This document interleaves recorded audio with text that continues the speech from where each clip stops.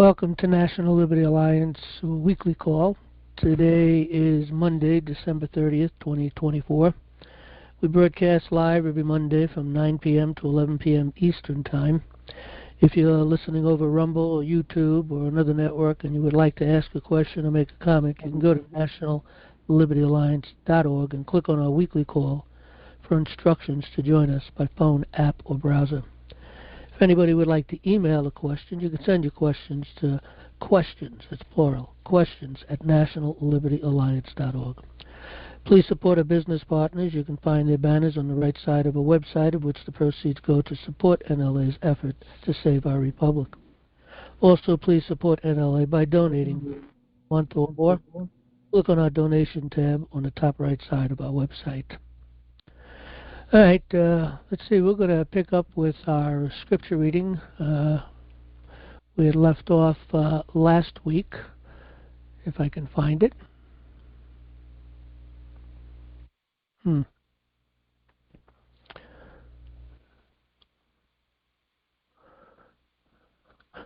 right, take me a second. I thought I had that ready to go. Guess I didn't.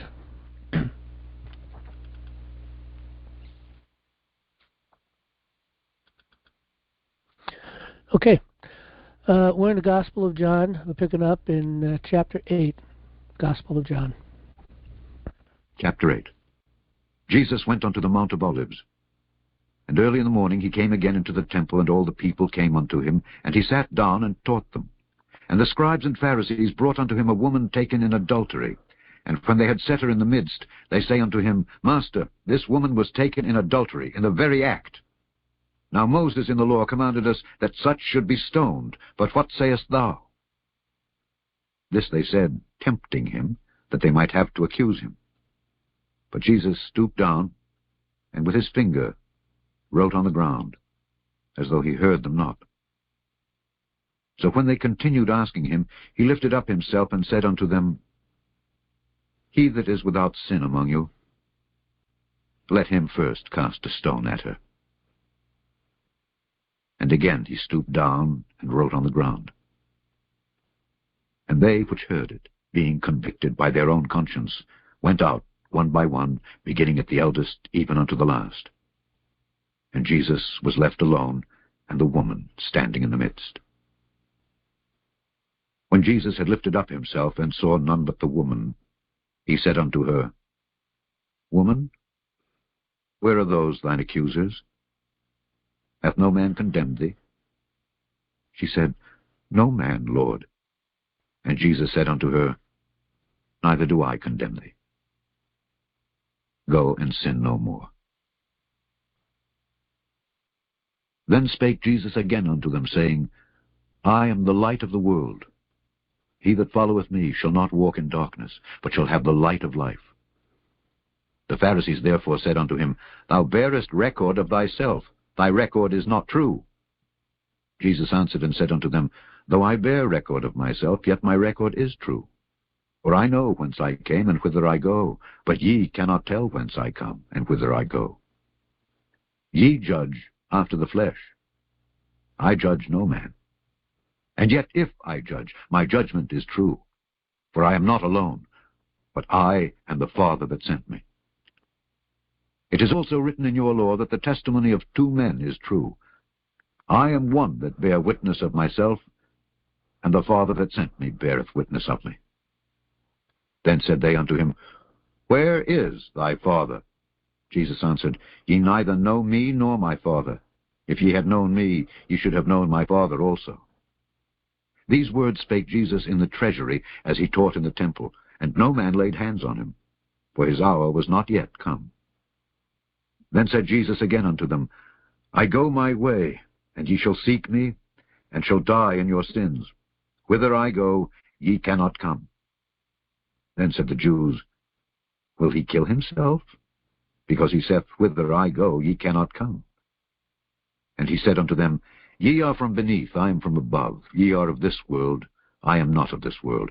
I said therefore unto you that ye shall die in your sins. For if ye believe not that I am he, ye shall die in your sins. Then said they unto him, Who art thou? And Jesus saith unto them, Even the same that I said unto you from the beginning. I have many things to say and to judge of you. But he that sent me is true, and I speak to the world those things which I have heard of him. They understood not that he spake to them of the Father. Then said Jesus unto them, When ye have lifted up the Son of Man, then shall ye know that I am he, and that I do nothing of myself. But as my Father hath taught me, I speak these things. And he that sent me is with me. The Father hath not left me alone, for I do always those things that please him. As he spake these words, many believed on him. Then said Jesus to those Jews which believed on him, If ye continue in my word, then are ye my disciples indeed. And ye shall know the truth, and the truth shall make you free.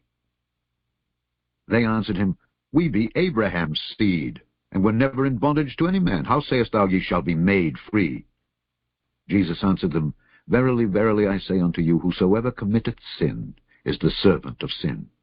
And the servant abideth not in the house forever, but the Son abideth forever. If the Son therefore shall make you free, ye shall be free indeed.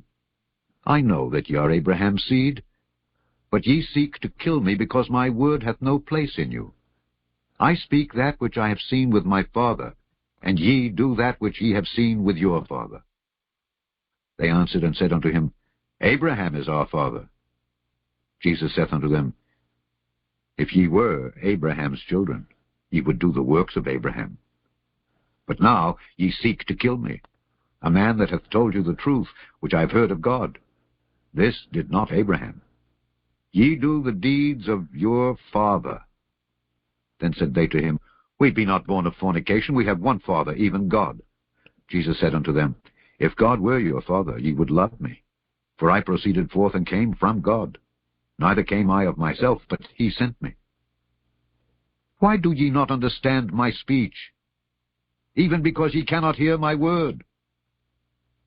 Ye are of your father the devil, and the lusts of your father ye will do. He was a murderer from the beginning, and abode not in the truth, because there is no truth in him. When he speaketh a lie, he speaketh of his own, for he is a liar and the father of it. And because I tell you the truth, ye believe me not. Which of you convinceth me of sin? And if I say the truth, why do ye not believe me? He that is of God heareth God's words. Ye therefore hear them not, because ye are not of God. Then answered the Jews and said unto him, Say we not well that thou art a Samaritan, and hast a devil? Jesus answered, I have not a devil, but I honor my Father, and ye do dishonor me. And I seek not mine own glory. There is one that seeketh and judgeth. Verily, verily, I say unto you, if a man keep my saying, he shall never see death. Then said the Jews unto him, Now we know that thou hast a devil. Abraham is dead, and the prophets. And thou sayest, If a man keep my saying, he shall never taste of death. Art thou greater than our father Abraham, which is dead, and the prophets are dead? Whom makest thou thyself? Jesus answered, If I honor myself, my honor is nothing. It is my Father that honoreth me, of whom ye say that he is your God. Yet ye have not known him, but I know him. And if I should say, I know him not, I shall be a liar, like unto you. But I know him, and keep his saying. Your father Abraham rejoiced to see my day, and he saw it, and was glad. Then said the Jews unto him, Thou art not yet 50 years old, and hast thou seen Abraham? Jesus said unto them, Verily, verily, I say unto you, before Abraham was, I am. Then took they up stones to cast at him, but Jesus hid himself, and went out of the temple, going through the midst of them, and so passed by. Okay. All right. By the way, the queue is open. Anybody wants to get into the queue, it's a *6 and 1 if you're on a phone, and if you're on an app or a browser, there should be a button there to get into the queue. Terry, do we have any questions tonight? Yeah, we have several. 1, 2, 3, 4, 5, 6. I hadn't counted them yet. Thank you. I had one from a person who said, Hello, I am at the appellate stages of my CPS case. They will try and terminate my parental rights February 2025. Please help. They have lied to the judge, violated due process, and my lawyer misrepresented throughout the trial. I haven't submitted my affidavits or any kind of motion because I was unaware of my rights. Please help us save my family. And then there's a name and a number and an email address. Right. Well, it's difficult for me to get involved with any particular cases. I mean, I'm really tied up with so many things. I mean, if people have any specific questions, I might be able to help them here on Open Forum. That's why we do an Open Forum every Monday, so we're available to talk to people. We also have a course. I know once you're kind of stuck in the middle of a case and now you're going to try to learn, it's very difficult, and it takes a while to really learn this stuff and how things work. And it is true what you said about lawyers generally speaking anyway, because they don't seem to ever represent the people. They play the game and really they hold the court up above you. And you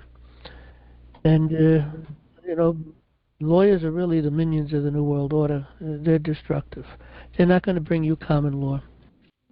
They can't see common law. They really can't. I've had so many conversations with lawyers and even some communications with judges, and they just cannot see the common law. They're true believers of the Roman law, civil law. So it's real difficult. Anyway, I don't know what I could do for that person particularly. I mean, there are so many people also that have these kind of problems, and we are working in the courts to get court justice back. That's our big focus. We've been working and focusing on that for many, many years now. I think we started in 2014. I got it correct, about 8 or 9 years ago. And by the way, someone's got an open mic and bleeding through me. So, but anyway, we're trying to get the courts back to courts of justice. Now I know they mentioned it was a CPS case, and so I have no clue on what really is involved. So I don't know what kind of advice I could possibly even give, other than the fact that these cases, first of all, you can challenge jurisdiction. I don't know if there was a jury involved, and if there was a jury involved, then the question becomes, was it a stacked jury? And in all likelihood it was. You'd have to do some investigations to find that out, and then, of course, that would be a position to make your argument. You won't get anywhere with those positions, or any just or righteous position in these courts today. But I do think that come January, at the end of January, coming into February, March, I think we're going to get some, really get some good things happening as far as in the federal courts are concerned to get courts of justice back. We've started a lot of papers onto the United States Supreme Court, not directly at them, but generally speaking, trying to get the courts of justice back, that you can't get them in a federal court.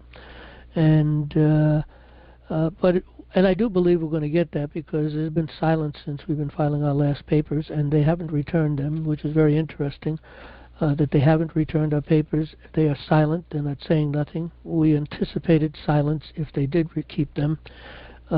We've seen what the courts, some of the decisions that have been made, which is pretty interesting, over the past year or two on the United States Supreme Court level, and I think they know that they have no choice but to give us our courts back, because right now the courts have been seized over by ultimately the bar. The Bar Association has seized 100% control of our courts. They control the judiciary. But once we get the federal courts back, it's a slam dunk on state courts, because we can use the federal courts to enforce and require proper due process in courts of law with unstacked juries.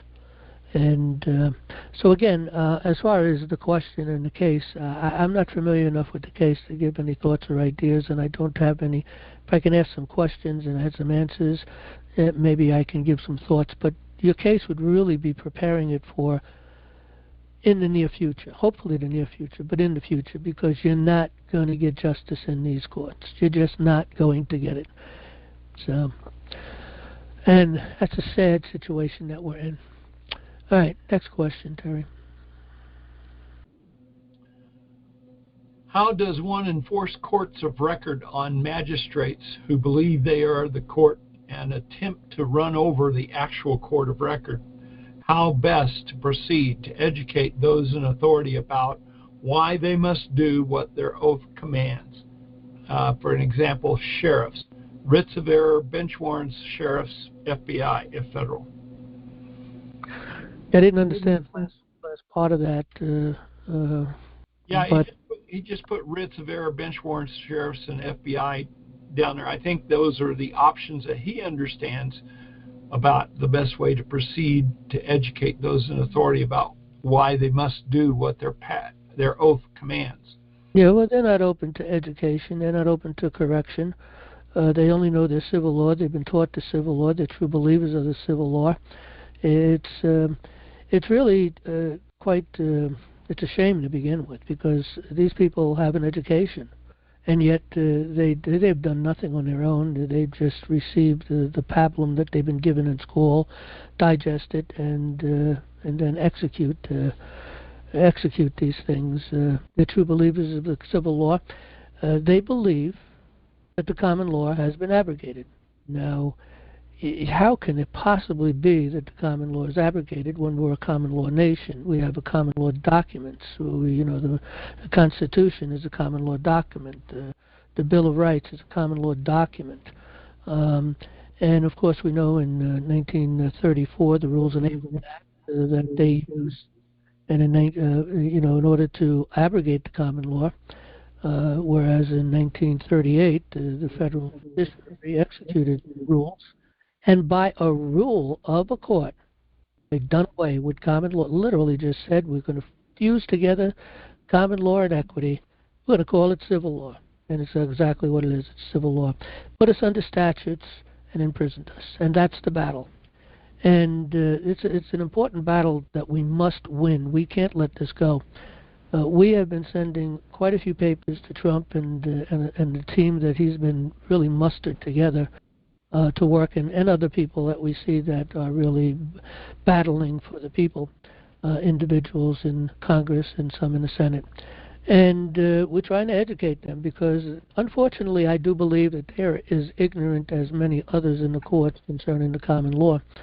And people who have no law background at all can understand these things very quickly, become very obvious that it's that the common law is the law of the land, and that is the righteous thing, the just thing to have, and there's nothing more just than common law. But these people who again were trained in civil law, they're just totally lost. I have a thing going with a judge right now I've been battling with, and I moved that into the Supreme Court, the New York State Supreme Court, that is. And if I get problems with the New York State Supreme Court, I'll move it into the federal court. Timing for me is on my side, because we're moving into another time period when we're going to be making America great. We got to make our courts just again. We must make our courts just again. And so that's what we're pushing for diligently, to make our courts just again and get justice. And I do know that Trump has spoken about getting rid of all of the prosecutors on the federal level. I don't know what he's going to be doing with the judges. I hope that's the same case. I think I heard someone tell me not too long ago that he said the same thing about the judges, the federal judges. They all got to go. They have got to go. And I think a lot of them got to go to jail, in my opinion. They should be in jail. And they've destroyed so many lives, so many families.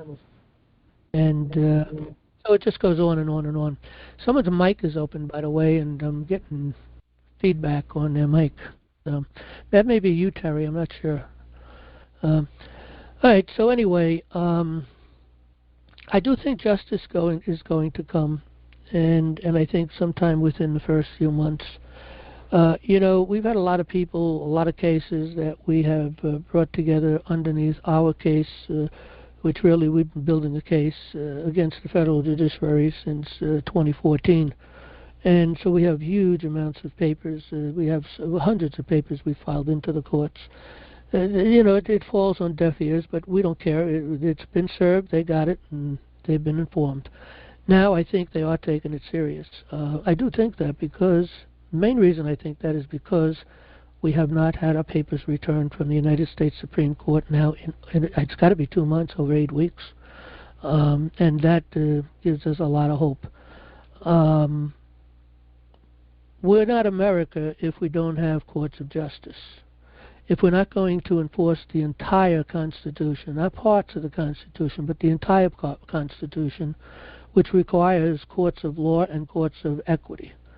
And I don't think that lawyers even understand the difference between a court of equity and a court of law. I just don't think they understand it. From many of my conversations I've had with lawyers, they just don't seem to understand it. So, well, Brent, I guess, is an exception, and I'm sure there are some other exceptions out there, but, you know. Anyway, I guess that's all I could say on that, Terry. Okay. Next question.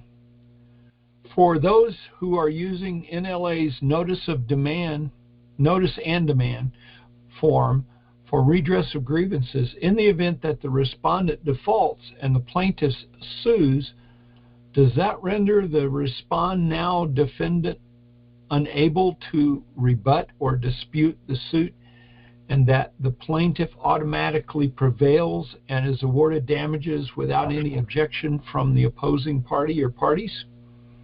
Well, a notice and demand is a normal function of due process. It's not used that often, I think, mainly since civil law has really taken such precedence in all of our courts. I don't know if there is a court in America left that operates as a true court of justice.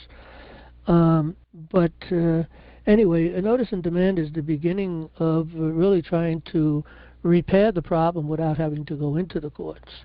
But once the lawyers get a hold of that, they don't take any of that serious, and they say, don't worry about it, that's nothing. These people are crazy. That's the attitude they have. I don't even know if they teach them about notices and demands, whether they really understand or realize that. But a notice and demand is the beginning of something, and that's what I would do in various situations. Start with a notice and demand, let them default, serve the default on them, and then at that point you would then take it in, move that into the court with a show cause on why a case shouldn't be ruled against them on your behalf. After all, they defaulted. They have not answered. They had a duty to answer. As long as it's specifically, a government agency or something, then at that point they had a duty to answer. They didn't answer. They defaulted. Now, where the judge is going to go with that under their thinking, because they're out there to protect their own, they'll probably just ignore it. But it is the beginning of a process, and that becomes part of the process to take up to the appellate level, and eventually, if necessary, and you can get into the Supreme Court level. That's all we could do at this point, and I do think at some point it's going to have some value, I think. And again, the key thing is education. As Jefferson said, if people expect to be ignorant and free, they expect what never was and never will be. People are so ignorant of our courts, and I'm talking about people who are working and living in those courts. Even all of our people are elected people, and I think I even put Trump into this point also, because I haven't heard anything that really gives me thinking or belief that he understands the problems in the courts as far as due process is concerned, as far as applying statutes upon the people. This is alien to them. And it's been a long, long time before courts have ruled that, in a common law court, statutes cannot be applied upon the people. We do have lots of court rulings in the past that lay that out pretty clear. I mean, I use them all the time in the cases we write, and and all of our cases are filed up on National Liberty Alliance so that people can go up there and take a look at those cases and cut and paste anything they want and use them. We have a lot of Supreme Court rulings that will support you. I have a paper I filed in the court with this lower court concerning my right of due process and laid out the the power and the authority of due process being through the common law, because without common law there is no justice. Once you have statutes, it's a fixed situation. Every case is just ruled on in the same way, and they just apply it, and of course they make these things, to really benefit themselves. But again, time's going to tell what's going to go on. But for anybody that's in trouble, and anybody that's not in trouble, anybody that doesn't have a problem, even when you get onto the other side, look at you're in trouble, or you're really in a bad situation if you don't have the knowledge of how the court system works, and that you cannot, and you need to be able to go in and take control of that court system. If we have courts of justice, then you can win any case that is righteous. And in most cases, I know of so many cases that are lost, or people are being abused, and they're all righteous cases from the standpoint of the people that are trying to apply the law to get justice. But it's difficult to get. All right, Harry. Okay, yeah, I'm working on it. It takes me a while to get back up and unmute myself. Sorry. In the NLA newsletter mailed to all members, I have noticed in some of the news article links that there is discussion about the upcoming Trump administration and Congress's plan to benefit gun owners and supporters. That is all well and good, but looking closely at it, it seems like it is just reinventing the wheel. All of those proposals, I believe, are good, with good intent, but all of the targeted items are already constitutionally null and void. Why not save all the legislative? This is the question part, and it's 4 lines long. Yeah, but they refer to something up on the website. Do you know what they're talking about? No, I don't. I haven't been able to find it. They were talking about something in the newsletter that was sent out yesterday and other days. Oh, okay. Yeah. All right. Why not save all the legislative effort and just inform the people of their sovereignty, and that statutes, especially from foreign D.C., and even the 50 states, never had any jurisdiction over them, and any jurisdiction in the several 50 states of the Union is extremely limited to interstate commerce, such as FFL dealers and licensed manufacturers, not the people. So I missed that. The point. Why not save all the legislative effort and just inform the people of their sovereignty, and that statutes, especially from foreign D.C. and even the 50 states, never had any jurisdiction. So the statutes never had any jurisdiction over them, and any jurisdiction in several states of the Union is extremely limited to interstate commerce, such as FFL dealers and licensed manufacturers. Well, so it's 2 questions combined together. Well, this is what the National Liberty Alliance is all about, and have been trying to do for a long time. But it's up to the people to take in that education, and start to do their duty to have government by consent. It is so unfortunate. It's very sad that people are not that interested in having government by consent. They say they do, but then they don't get up to do nothing. I've noticed this for a very long time, even long before I got involved here. People want things, but they don't want to get up to take those things and spend the time in order to bring those things. I can guarantee you, absolute, if you had 100 to 200 people in every county in a committee of safety, we would take this nation in a moment. No problem. We would take it back quickly.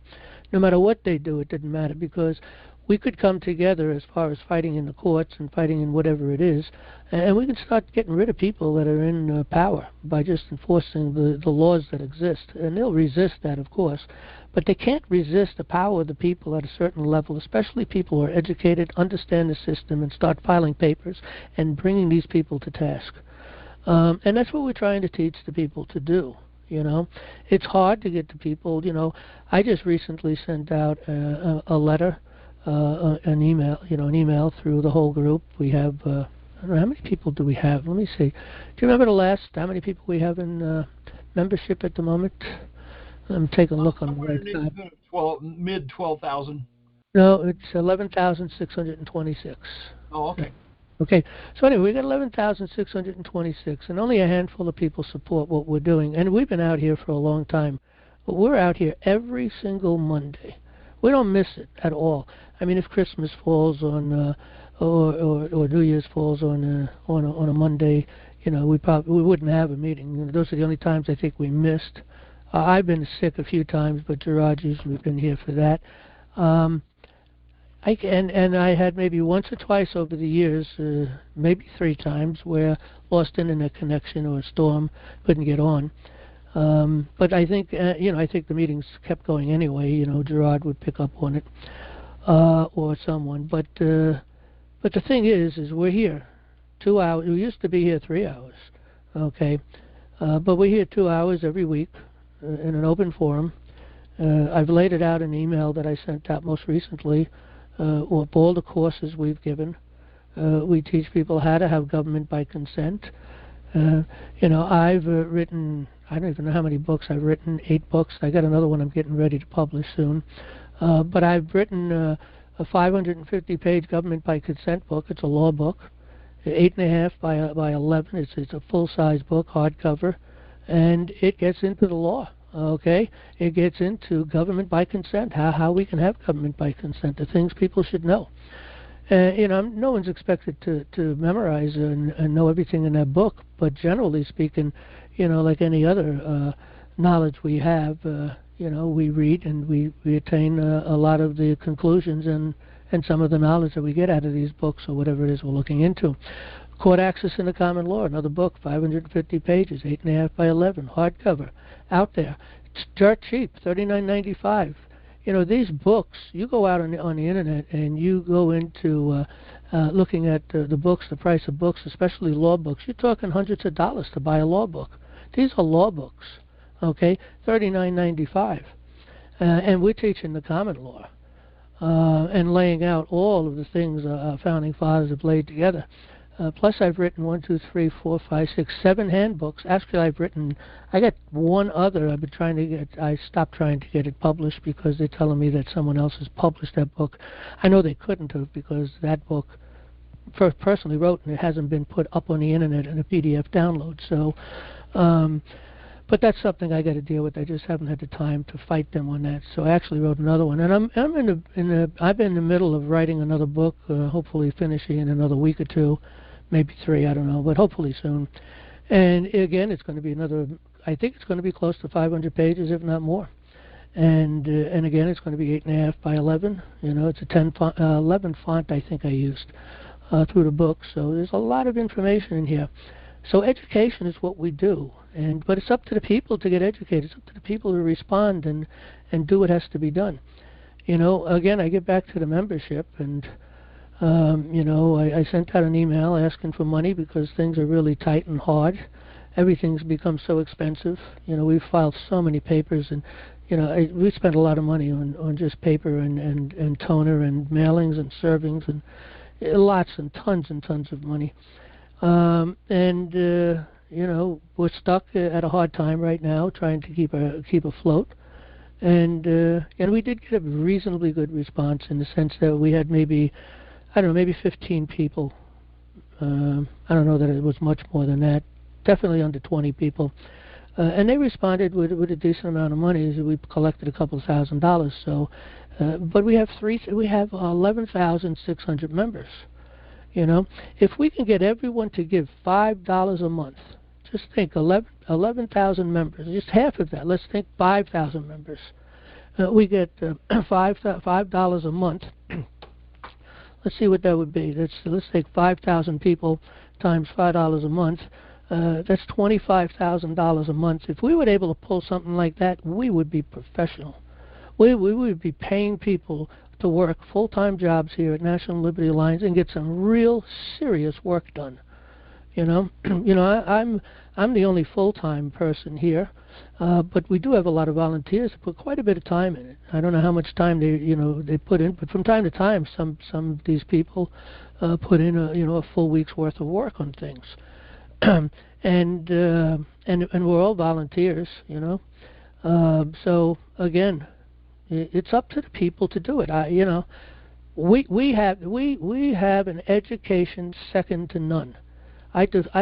Anybody who can find a place on the internet or anywhere that's got a higher education, gives out more information, has written so many books, have a website that you couldn't get through it in a lifetime, and all the courses we've given, a lot of them are free. The ones that aren't free, we ask for to become a premium member. Give us $5 a month. Support us. So we have two different courses that you have to be a premium member to get into.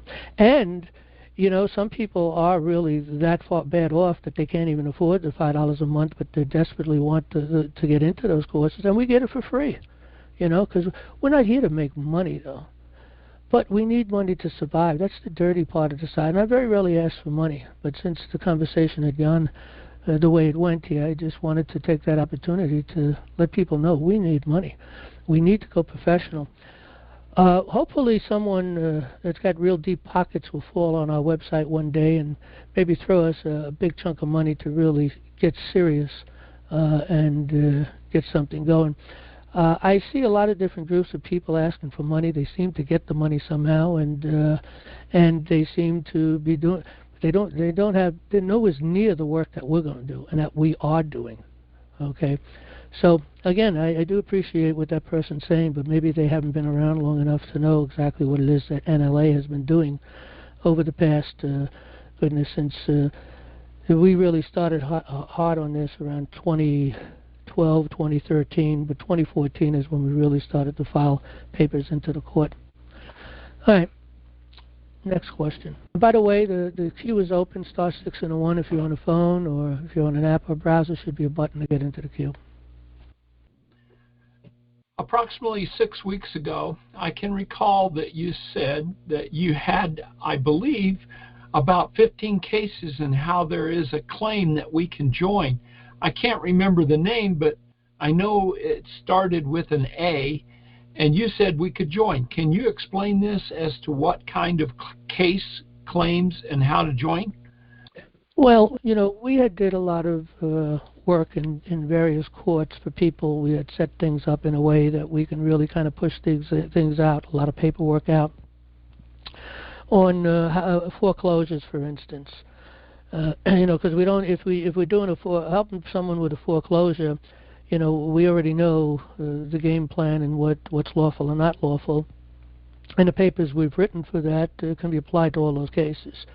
And by the way, all those papers for that is available also in the course, by the way, and available up online for free. Right under the federal court cases. We have all of the different cases that we've applied, and we've taken them all up into the federal court.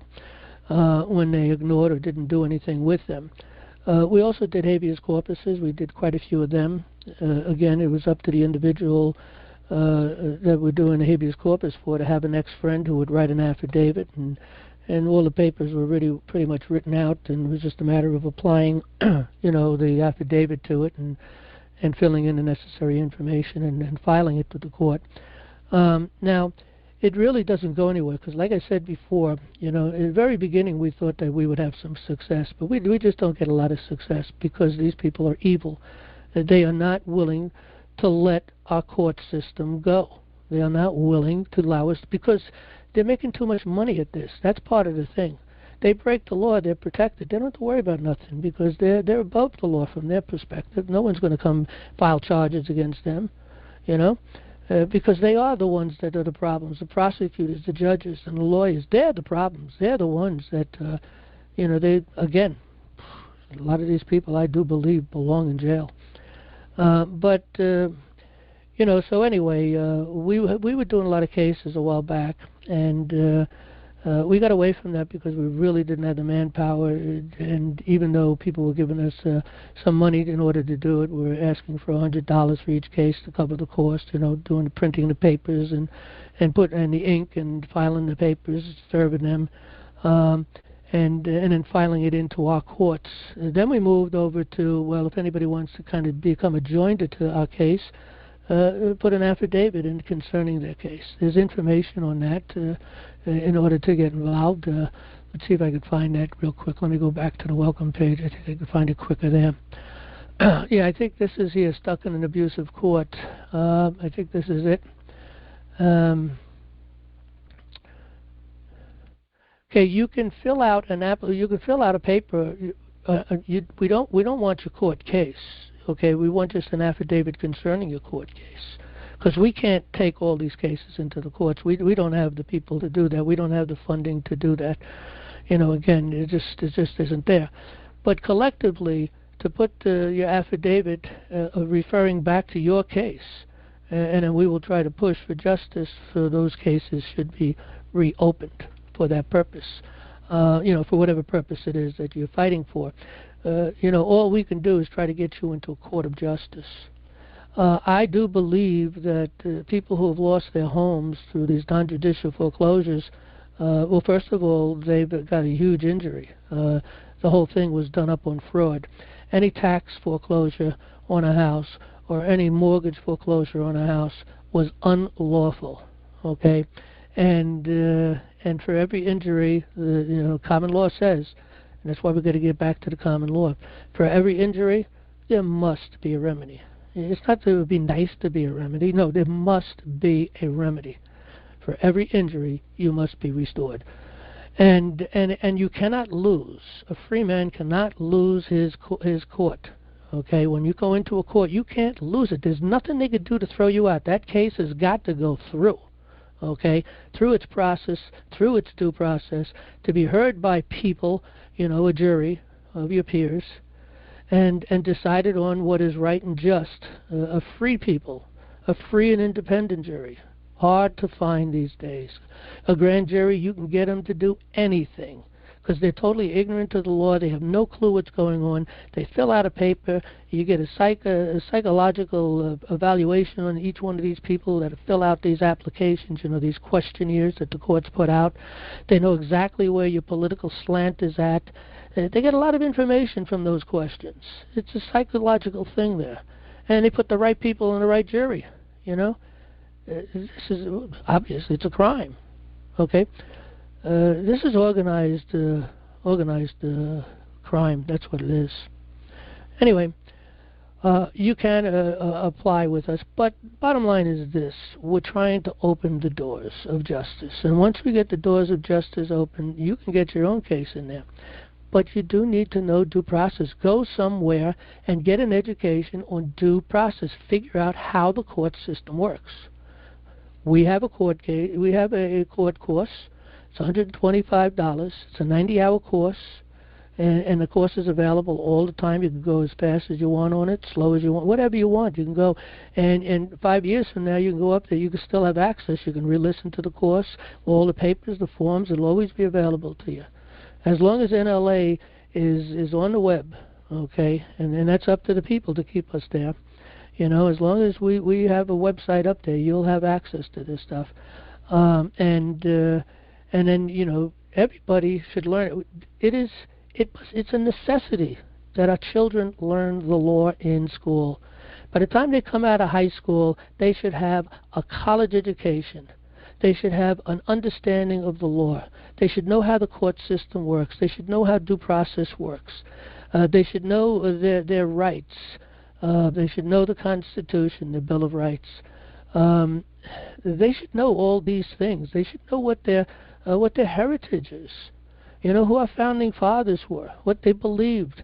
The fact that this is an absolute fact. We are a Christian nation. We are founded on Christian principles. We're founded on the Bible.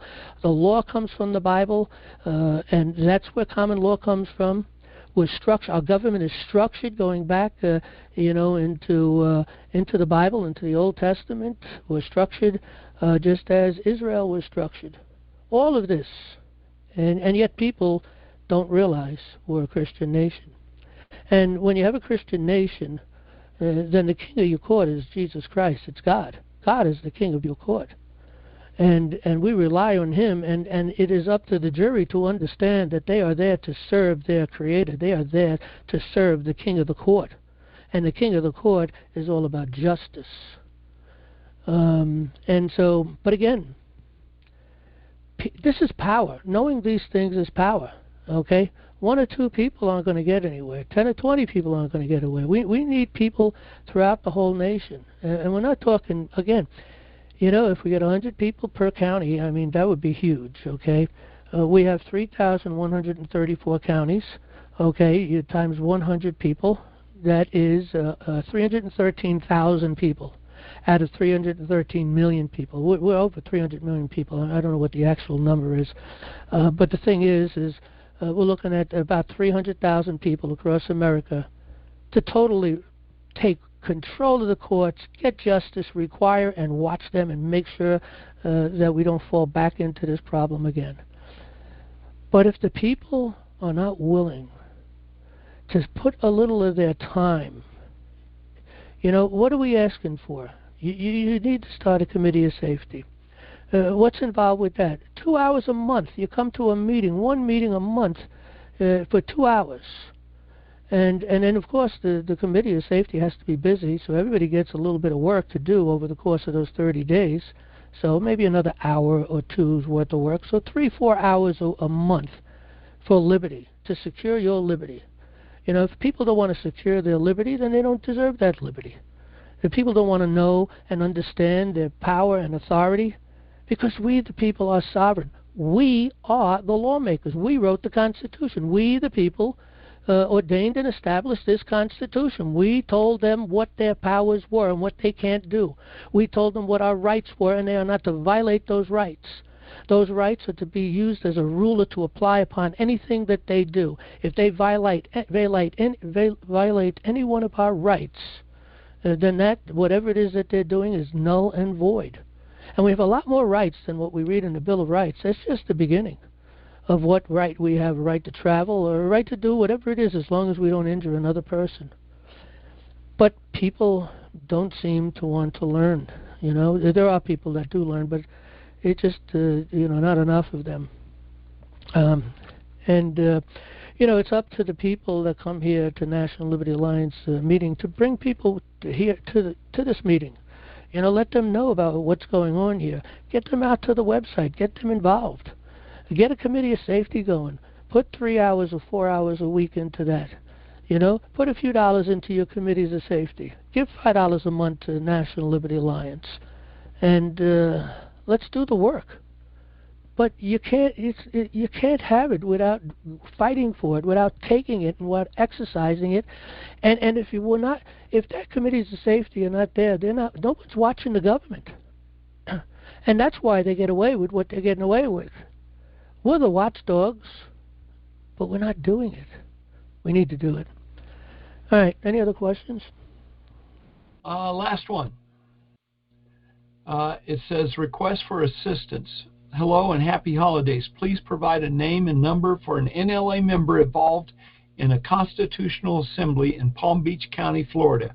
An alternative would be to ask that person to call me at their earliest convenience. In the event NLA does not have a presence in Palm Beach County, would you extend this request to a neighboring county or even a state representative? And it has a name and a number, and of course his email address.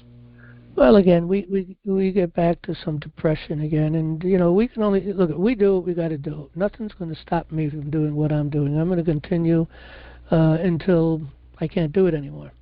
To educate people, to bring what I can. We have a lot of not a lot, but we have volunteers. We have national leadership. What do we have? About a dozen people in national leadership, or do you know, Terry?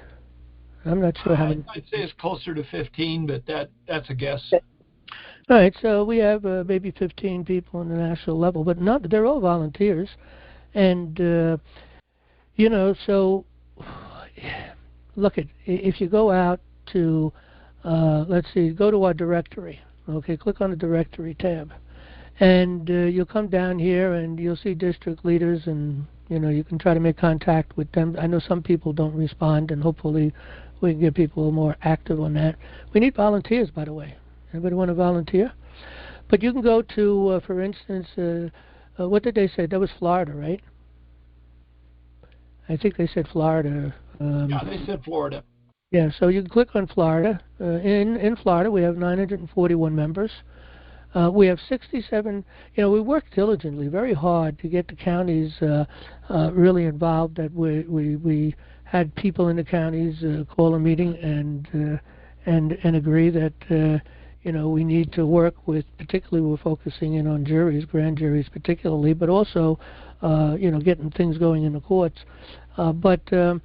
So we did have a lot of activity. It was still a small group of people working across the country to get this done.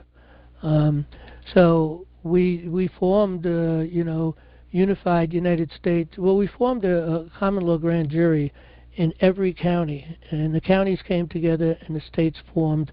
Well, we didn't do it in every county. The counties came together and we formed a unified state common law grand jury, whether it's Florida or whatever the state may be. And then the states came together and we formed the unified United States common law grand jury. And, of course, that's where we've been doing the work from that perspective here at National Liberty Alliance. Now, none of the state grand juries are active.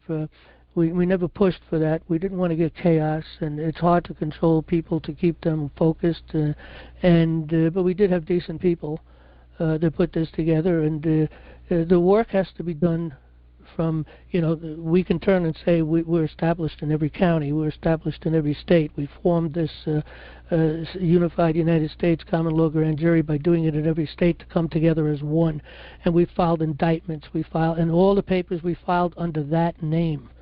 Okay?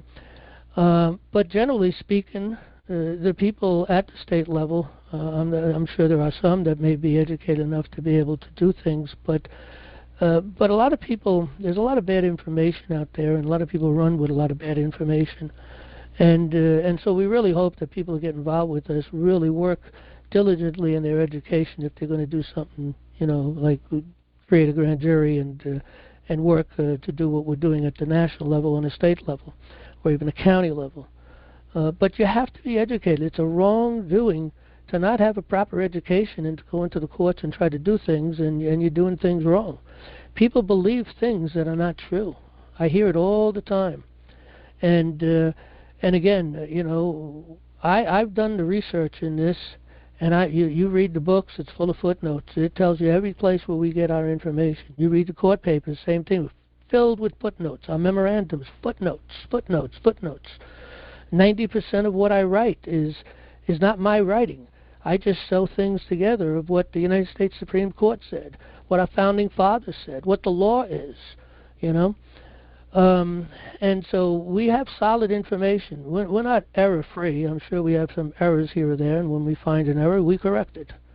But some people are running with bad errors, and it's very dangerous, Nothing more dangerous than ignorance in action. So if people are serious, we could do a lot more work, and people get a real good education and really come to understand. We could do a lot more work.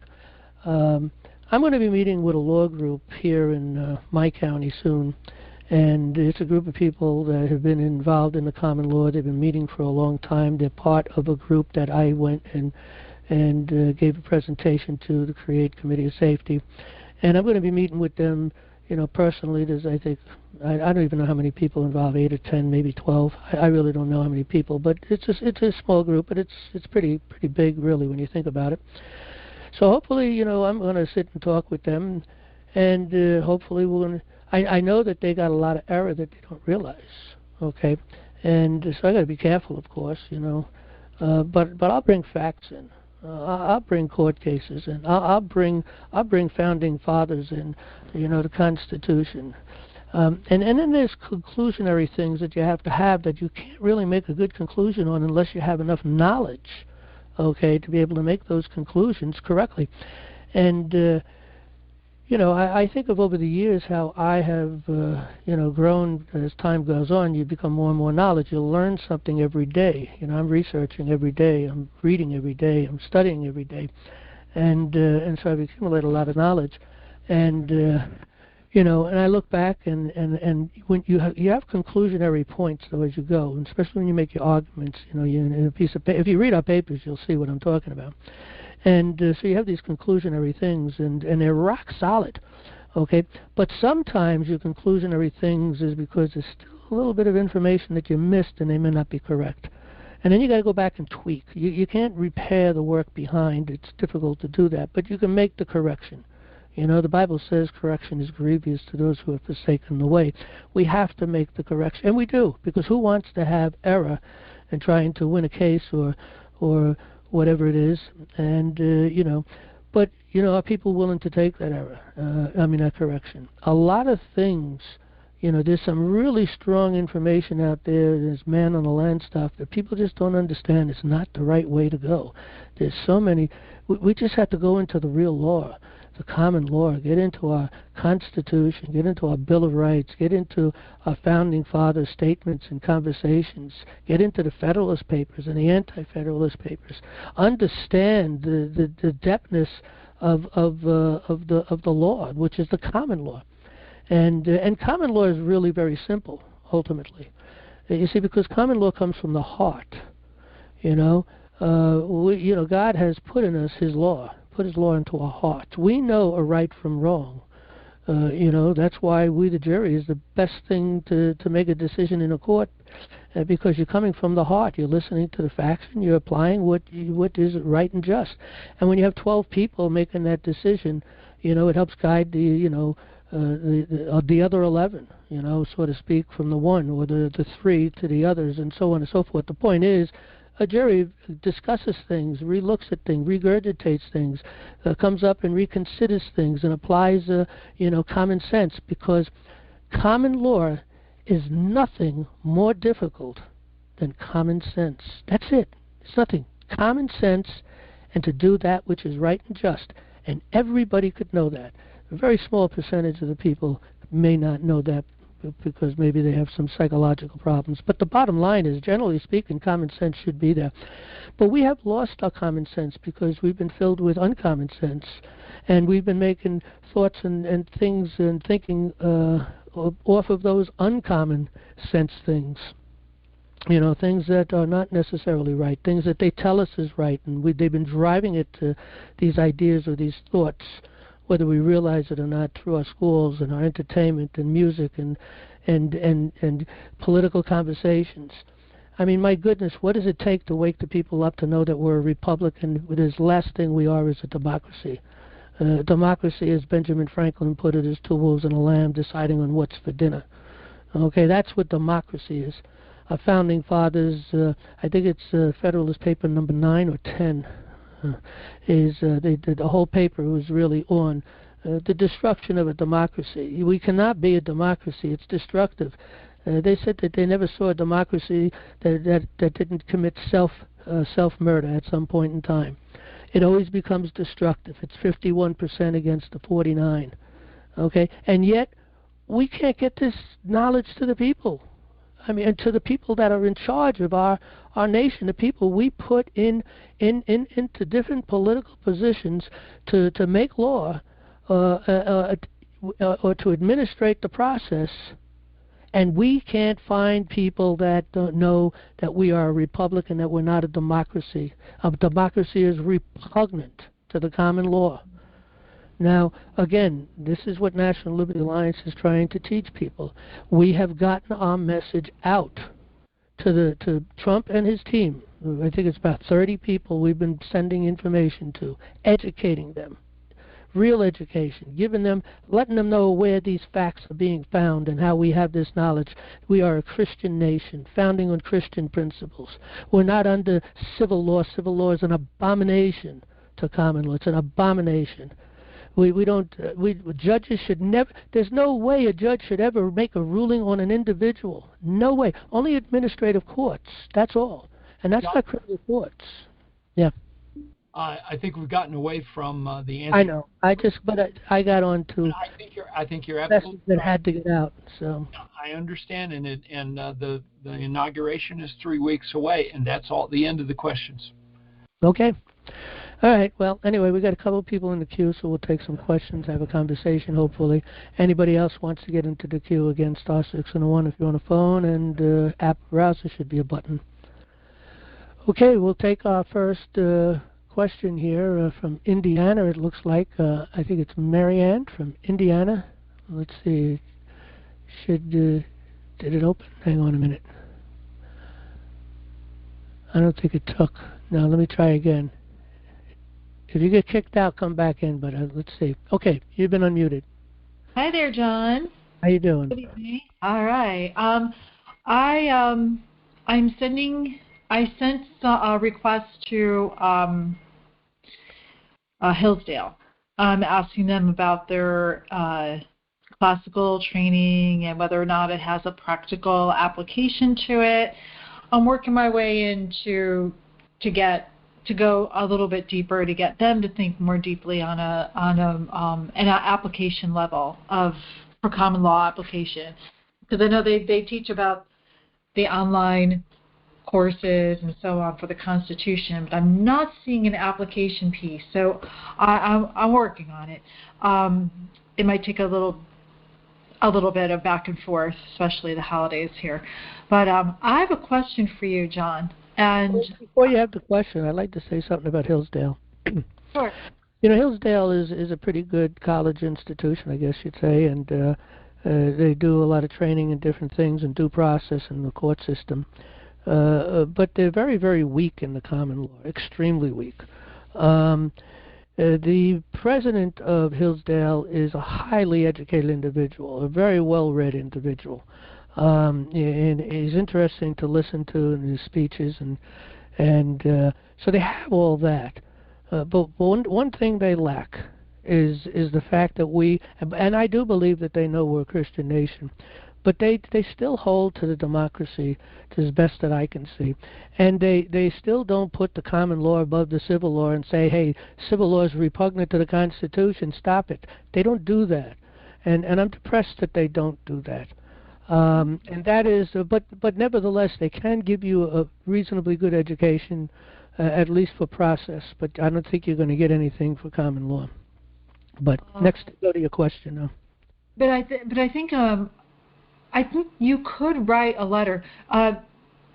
Just say he studied heavily in England, so I think there's that influence. Well, they had the Magna Carta, and that was the beginning of the whole thing. We are built upon the Magna Carta ourselves. So yeah, but when you start getting in, but what's really popular though is the whole barrister and the bar, and right. That's a completely different story. I mean, that's where we really went off the rails. I agree. Well, you know what? I might take my books and just send it to him. I forget the name of the president. But in any event, I might send him a copy of the books. Maybe he'll read them, and maybe it'll kind of wake him up. You know. Larry. Sorry, go ahead, Terry. Larry Arnn, Dr. Larry Arnn. Okay, thank you.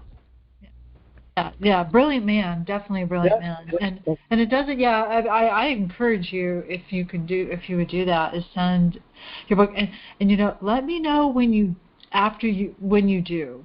After you've already done it. I'm writing another book, and once I get that book done, then I'll send them my 3 major books, because I'll have the government by consent book, court access in the common law, and then the new book, which I don't want to reveal yet until I get it published. And I'm going to hopefully publish it in the next couple of weeks. You know, Amazon is great for that.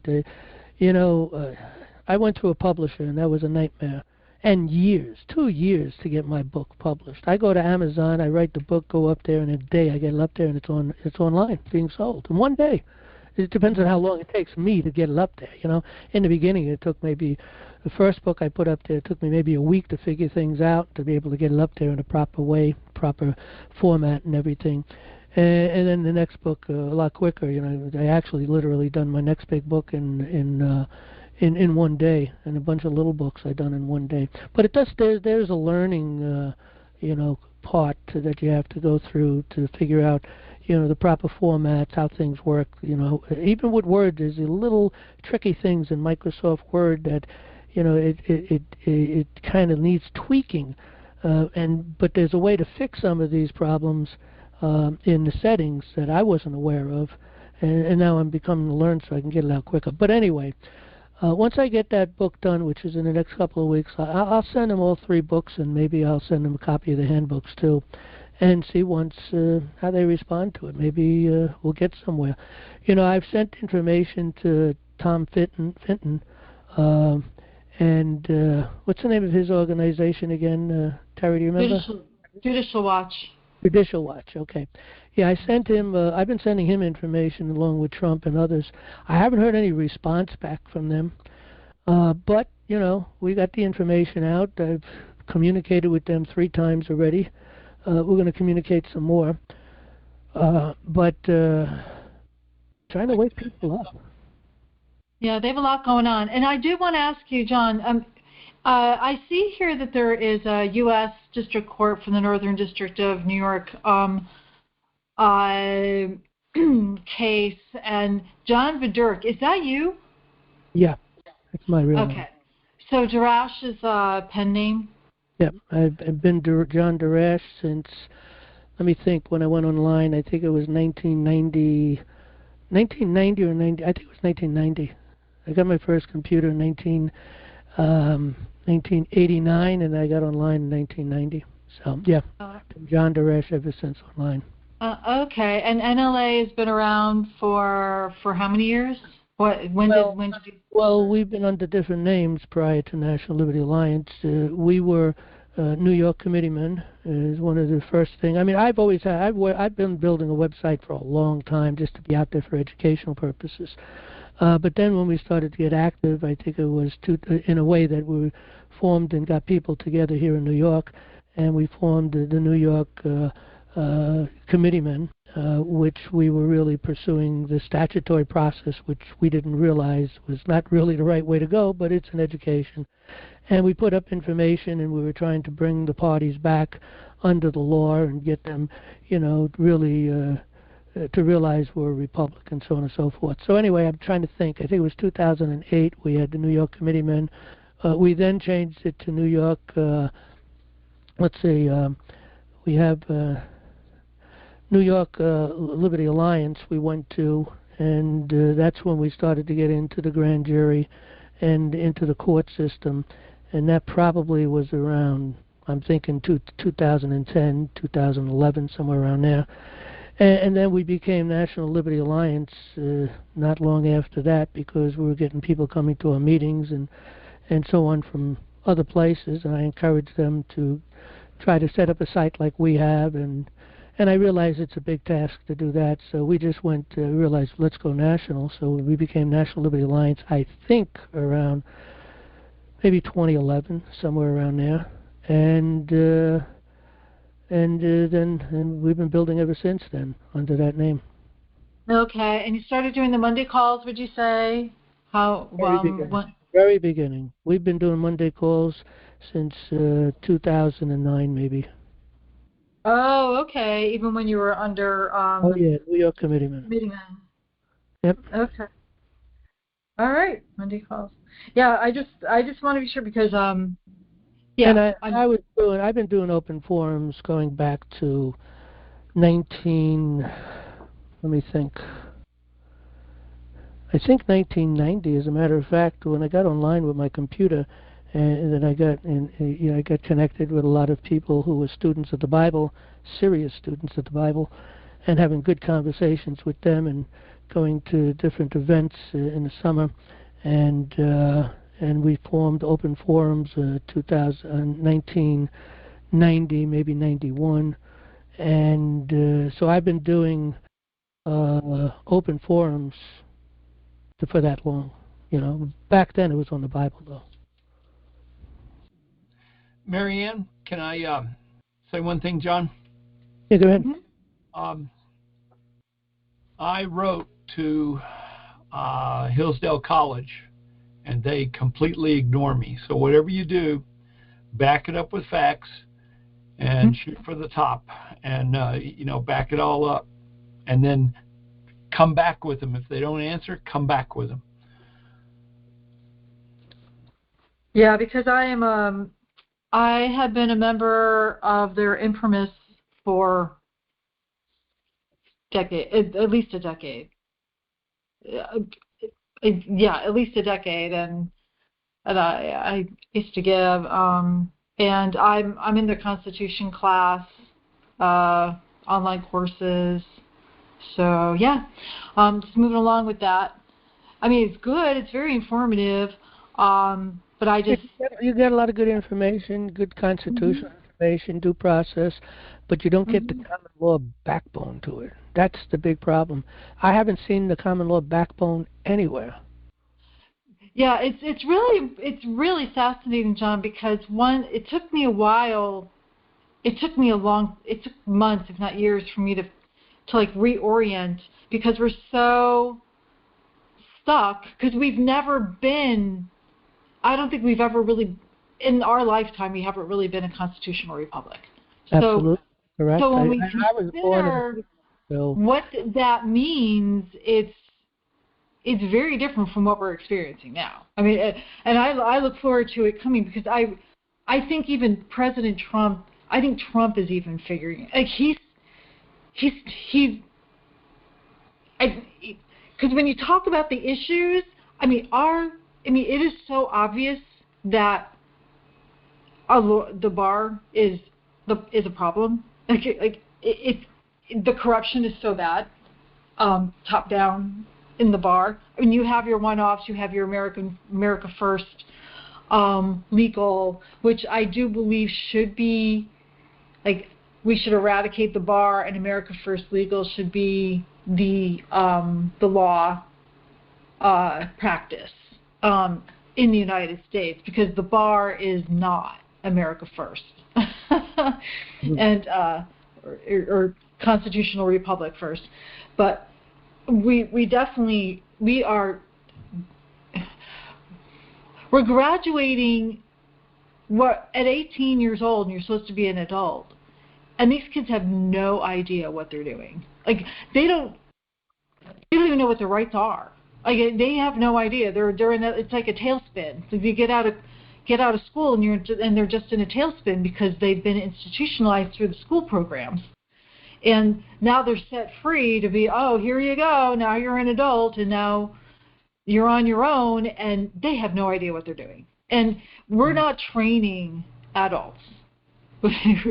We're not training adults. We are training institutionalized. It's like what Jefferson was saying. It's like he was afraid to free his slaves because they were just going to get chewed up and spit out by... Well, he couldn't free his slaves because he couldn't emancipate them. They were illegal to emancipate them in Virginia. As a matter of fact, he was a very young man. I think he was in his 20s when he first became a legislator, and he was a legislator twice. He was called to be a legislator twice in Virginia and governor once. And in each case, he tried to change the law, because the law at that time in Virginia prevented people from freeing their slaves. So he refused to sell them. And by the way, Jefferson had never bought a slave in his life. He inherited his slaves from his parents, his father.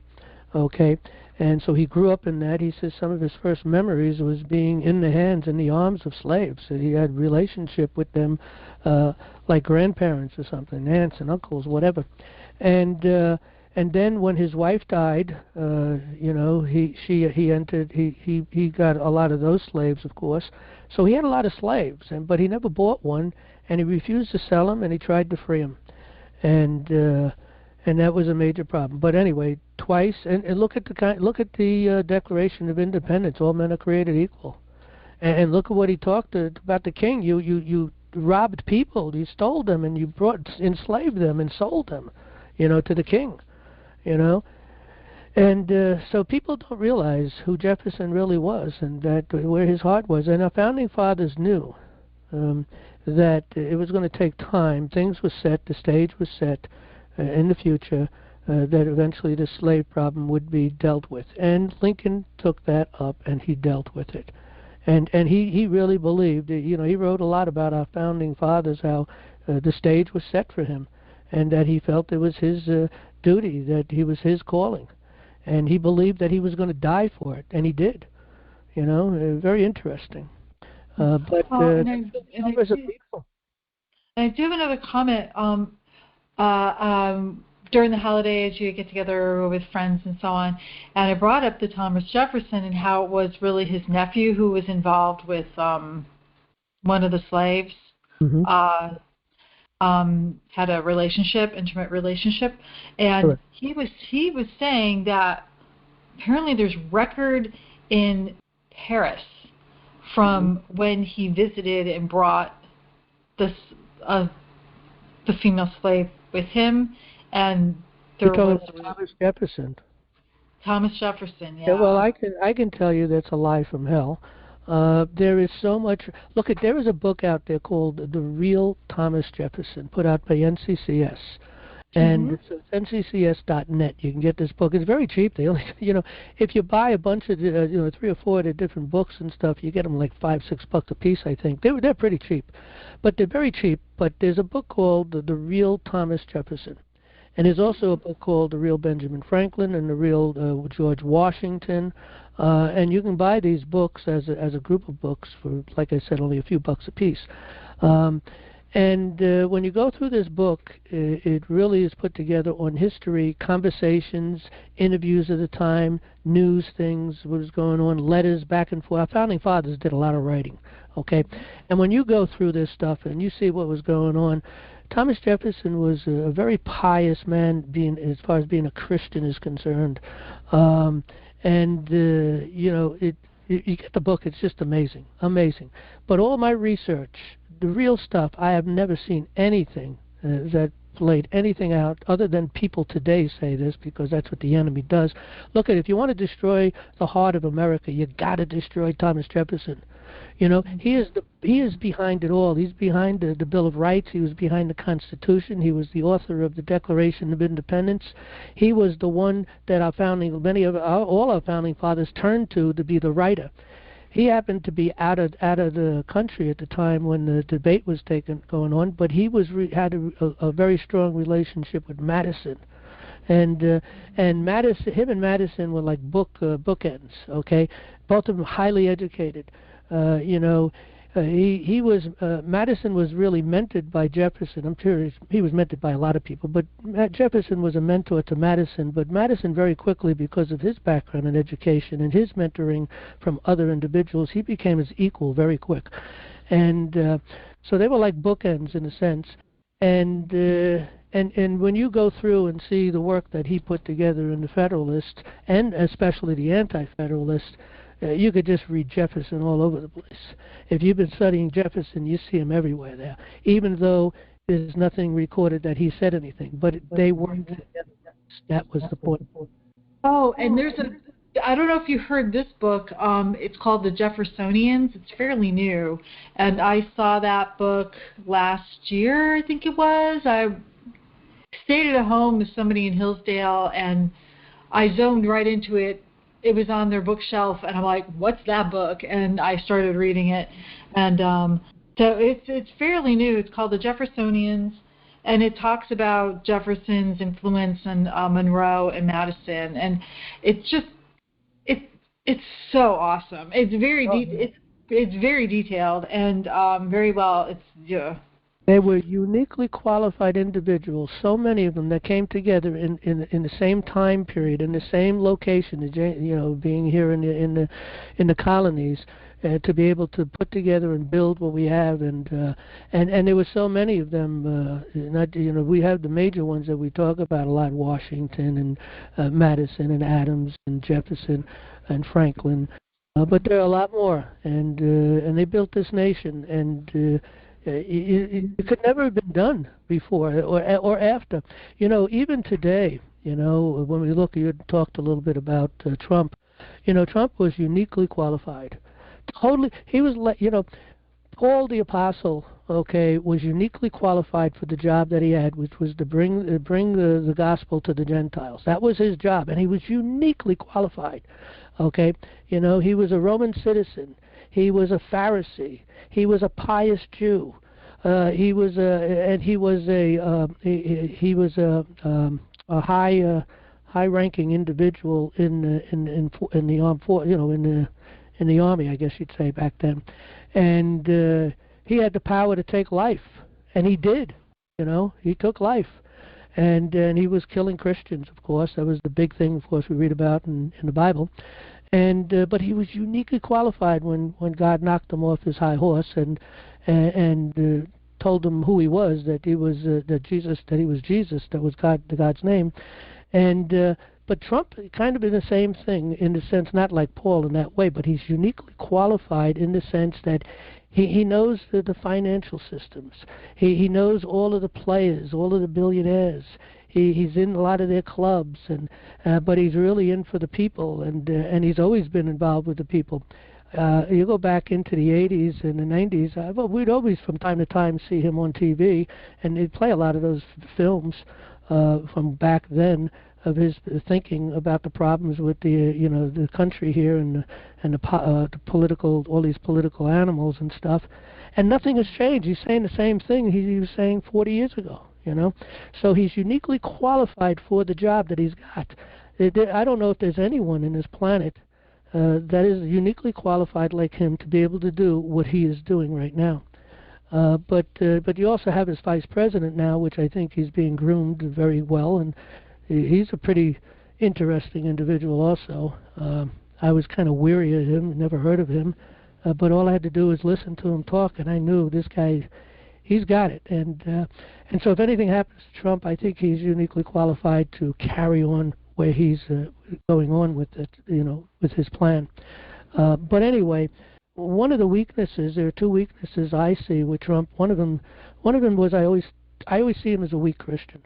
Okay, but lately he's been talking a lot, so maybe he's come around. It's important to have a Christian perspective at the level of things that he's doing and where he's at. The other thing he's weak in, I believe, is in the common law itself. In the Constitution, he's got a pretty good grip on it, but the real fact of the matter of understanding that we, the people, are the lawmakers. We make the law. They do not make the law for us. We made the law for them. They have nothing to say. No judge or nobody that makes any kind of a decision in a common law court case can do that. I mean, it's the people that decide. It's the people that decide whether they want to indict someone or not. It's the people decide whether the law is that they're trying to apply upon someone is right and just, or whatever the charges may be. It's the people who have the power of nullification when you have a case where statutes can be brought in. For instance, someone that's working in commercial activities, statutes can be applied upon them. Anybody working in government agencies and they're brought into a court of law, statutes can be applied upon them because they agreed to operate under those statutes, under those conditions. And that being the case, statutes can be applied upon them, but they can't be applied upon us, because we have no agreement. We're not doing anything special that puts us under that authority. And where did they get that authority to write those statutes? They got it from us. Article 1, Section 8. We gave them 18 powers to legislate. And so, again, when a judge gets into a court and makes a decision and puts forth a penalty, they don't have that power. They don't have that authority. Now, it seems that none of Trump's lawyers understand that, because all these courts were unlawful, every one of them. And even when there was a jury, they were stacked. It's clear as a bell. Okay, all you had to do is go talk to. Well, you wanted to talk to the juries themselves to see where they were coming from. But all you have to do is look at the questionnaires that were given and the backgrounds of the people that were put on that jury. I mean, the judge actually broke the jury up. That I heard anyway. They broke the jury up into different small groups, saying, "You guys decide on this problem. You guys decide on that, and you guys decide on this." I mean, what the heck is that? Then they of course the judge can say that it's it's a stuck jury. It's a what do they call that again? A hung jury. And well, what's a hung jury? Well, they can't come to a conclusion. Well, where'd they get that phrase hung jury? That doesn't mean anything. Go back and decide. You guys can't decide, then you're going to have to agree on something. Obviously, you're going to have to agree on letting the guy go. Because you can't leave that room till that job is done. Okay? Or you get a judge that says, the jury overturns the jury. All these things are not possible in common law. People are the final word. We have a higher saying than the United States Supreme Court. Just think about that. But it's not being applied. Okay? The United States Supreme Court has no authority to make any decisions on the issues They can only make decisions on the law that is before them concerning, again, we're dealing with commercial activities and government activities. That's where they're at, and those cannot be criminal, because once a criminal action is taken against an individual on those levels, then that becomes a court of law, and the judge goes away, and a magistrate comes in for the sole purpose of sealing and executing the decision of a jury. But people don't know these. If only we all knew these things and executed them, it would be unstoppable. They wouldn't be able to get away with anything. Well, the jury selection has become an AI thing where you can kind of like they can manipulate. They call it wheel within a wheel, like the wheel within a wheel. Therefore, they select the pool from according to specific criteria for if they wanted to be. They use the questionnaires to do that. They've been doing that for as long as I've been alive. They've been using. They have more than questionnaires now. Huh? Oh, what was that? Oh, they have more than questionnaires now. They can if they have they may use AI to get access to every single thing about that person. Yeah, about everyone. I see that. You're right. I wouldn't disagree with that. The other thing is when you go into a court, what you talk about the wheel. The judge is next turn to go into that case. They don't look at the case, what it's about, who's coming in, but a judge is put onto that case automatically. Without anybody supposed to knowing or making that decision. It's just the next one on the wheel. But I always found that every time I go into court and I get a judge within the first hearing, they change the judge. They put a new judge in. And I found that there's been a couple of cases where someone else whose papers I was working on got the same judge as I got. I refer to them as the fixers, the ones that's not afraid to get out there and really break the law. I guess they're getting paid enough to do it. It's really a sham. Can I say one thing again? Yeah. If we are the sovereign, which it says that we are, we have one sovereign, and he's that's God. God. If we are the sovereign over our country, then it is our duty to make decisions. That's why you have a jury of your peers. Amen. They have the responsibility to make the decision whether the law is good and whether the person is guilty. And also I wanted to add back to Thomas Jefferson. I couldn't squeeze it in, but if you go to wallbuilders.com, David Barton wrote The Jefferson Lies about 5, 6, 7, 8 years ago, something like that. And it deals with all those lies. So wallbuilders.com, The Jefferson Lies, David Barton. Yeah, I read that one as well, and I own the real Thomas Jefferson. And anybody who does not have the book, that book is so amazing. It has like the first half of the book is the story of his life and how he created this writing desk where he could make his own copies. He could write 2 at a time, multiple. He wrote so much. I'll give you one more, though. Oliver DeMille, and the book is The Thomas Jefferson Education, A Thomas Jefferson Education.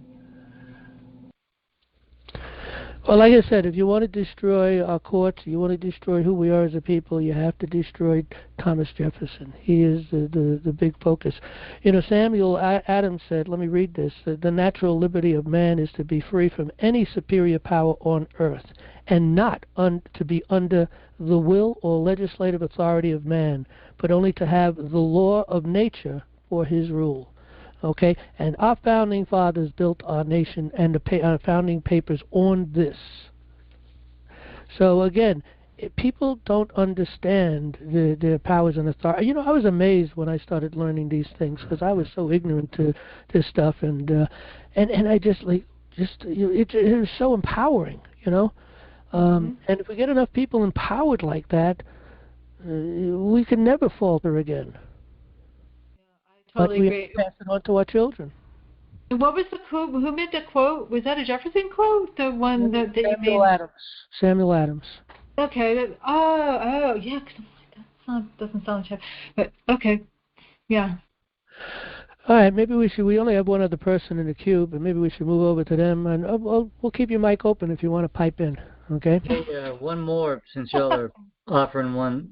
Jefferson books up. Dumas Malone, Jefferson and His Time, 6 volumes. I've got it actually, but I haven't read it. But it comes on pretty good recommendation from someone that we know here at NLA. Anyway, Dumas Malone, Jefferson and His Time, published in 1948, supposed to be outstanding, and I yield. Okay.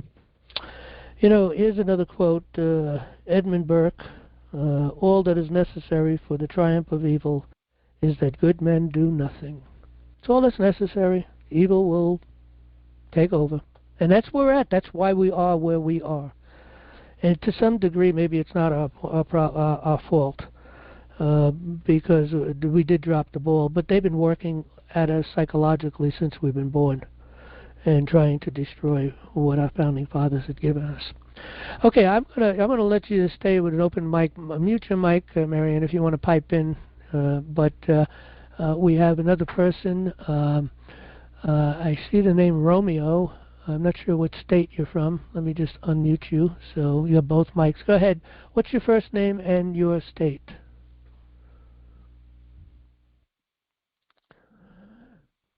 It's a Gmail address we see up there, and I see the name. It looks like Romero.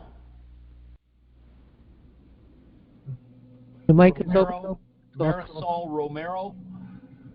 Yep, that's what it looks like. All right. Well, anyway, the mic's open. If they come back, they can pipe in. I don't know. Do you have anything else, Marianne? Eric or anybody?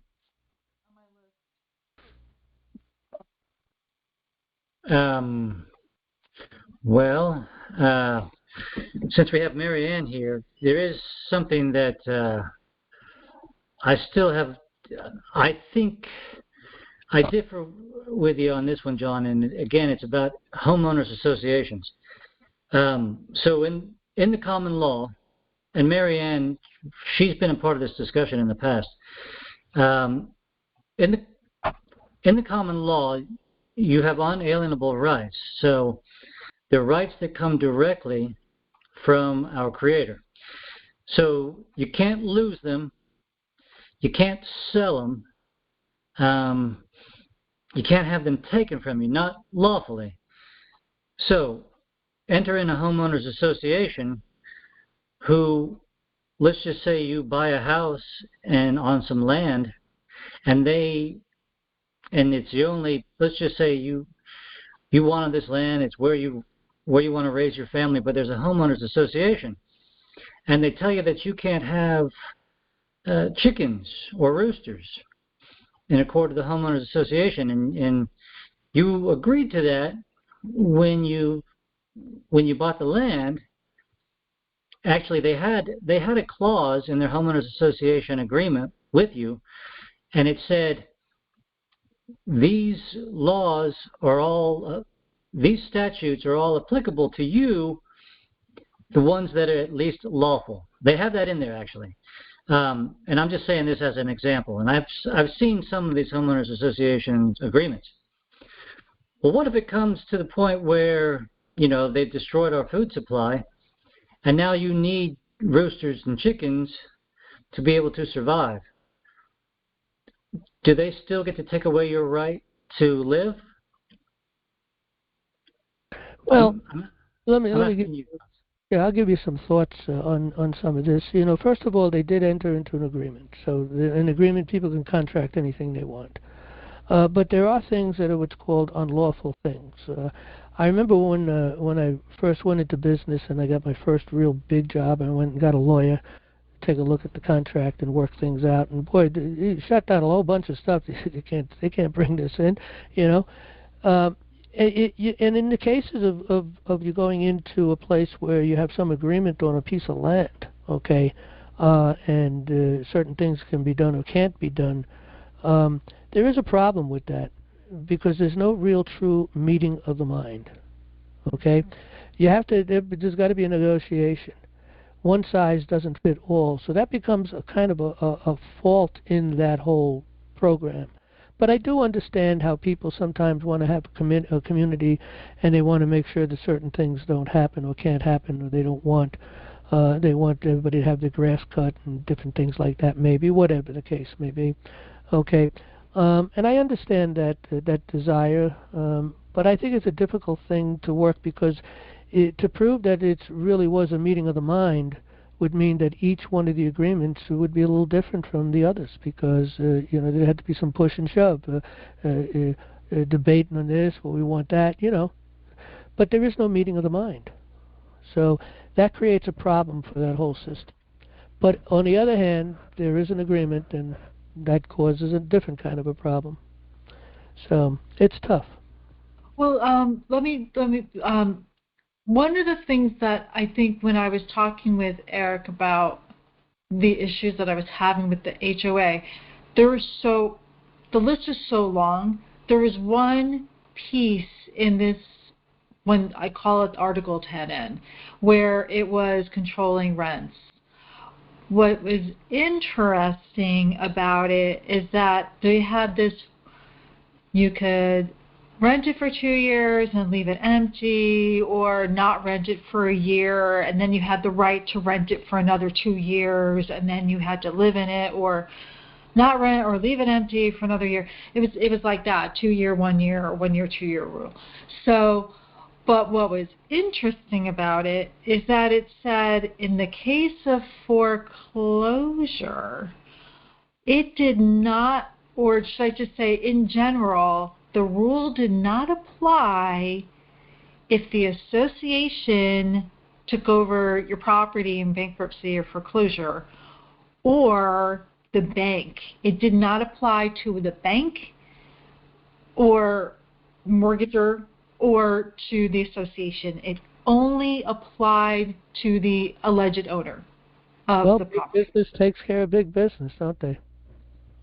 Right. So that, to me, that is not, equal protection. Well, I'll tell you, I would never get involved in those agreements on anything, on purchasing a land or building a home and going to a loan, the homeowners, what do they call it? The Homeowners Association? The association for homeowners agreements, or whatever you want to call it. Yeah, I would never get involved with that.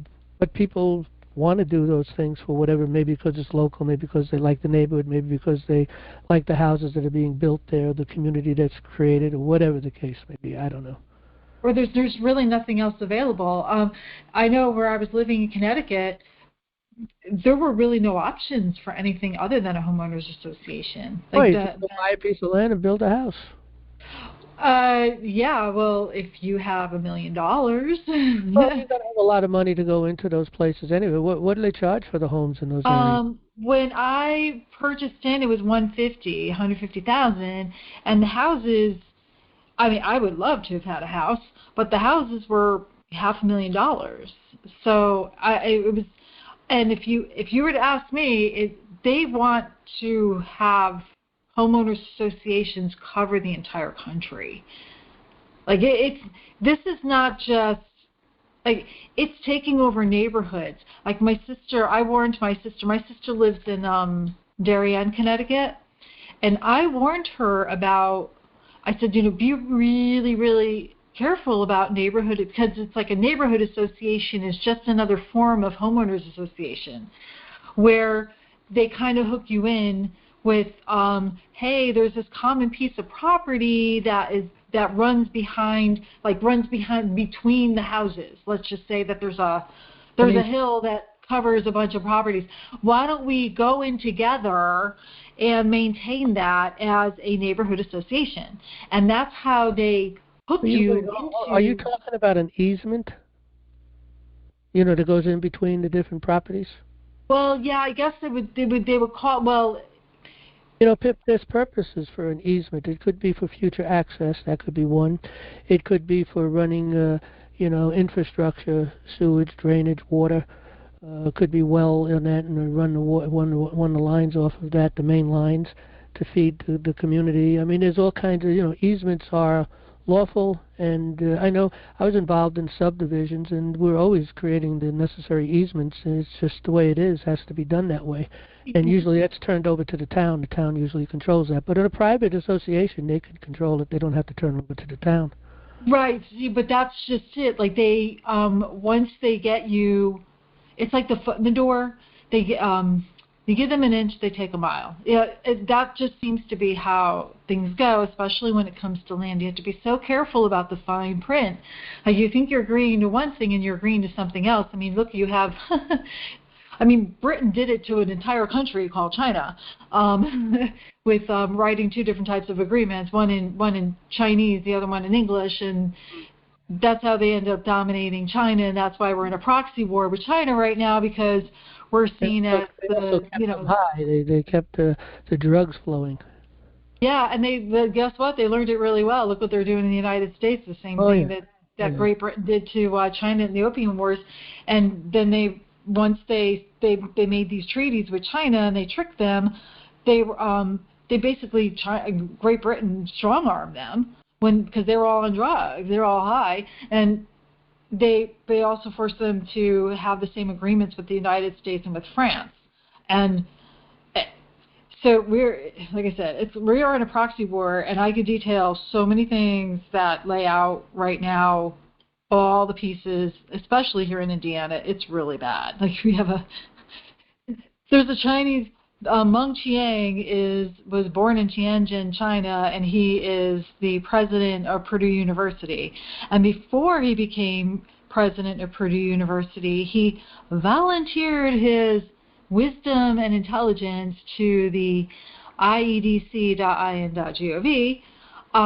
and gave his wisdom and advisement on several tech projects, which I have followed these tech projects, and I have done research on all of them. There is about $40 million missing.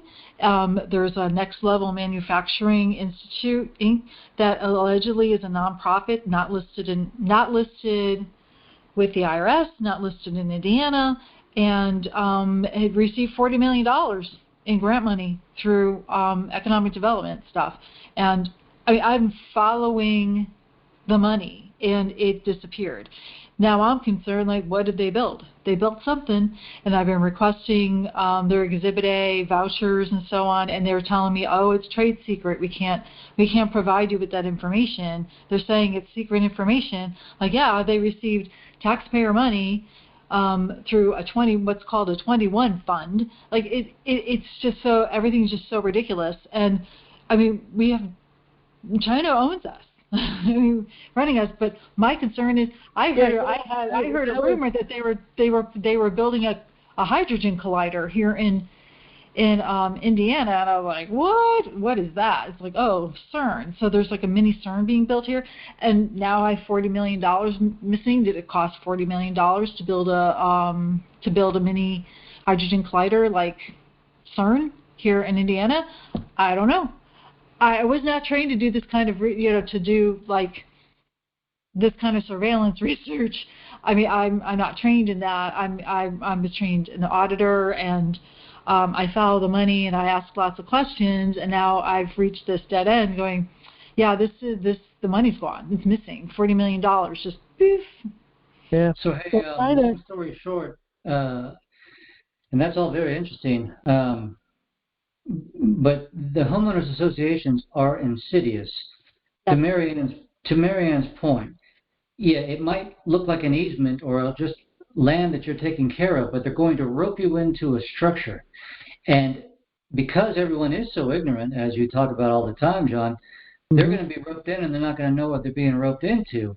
And the next thing you know, it's a technocracy, and they control every single facet of our lives like they pretty much already do now. And if you go to constitutional compliance, and that should happen at the local level, it should happen, every county should have this, constitutional compliance. It should be a subcommittee of the Committee of Safety. You'd see that these homeowners associations are violating. Go ahead. We could do that, Eric. We could do that. All people have to do is get together and decide to do that. But again, they have to have a Committee of Safety. But go ahead. No. Yeah, we could. And, to quote at least a small handful of the Founding Fathers, we need to keep a jealous eye on our liberties because they just take them left, right, and center. And like you were saying, I mean, as recently, well, you say it all the time, but like we've been burned in every possible way imaginable, even unimaginable. They just keep burning us. Yeah, and a lot of people don't even realize it. Yep. Yeah, they don't even realize it. And Mike Adams did an interview with a fellow who's really kind of like what Mary Ann seems to be doing. He's going at a real torrid pace, and he's figured out that these property taxes. Now, of course, we need to address this, and like you say, I hope you're right. Property taxes will disappear. Direct taxes will disappear. I don't know about that. That'd be great. No doubt in my mind. No doubt in my mind. Yeah, no doubt. They're unconstitutional. Right. This guy's found out that in Texas, where he's at, they're running a scam on the property taxes, and the scam is that the people from the state, and he said there's a couple of different layers. It's like the comptroller will come in and say, hey, I've got a budget.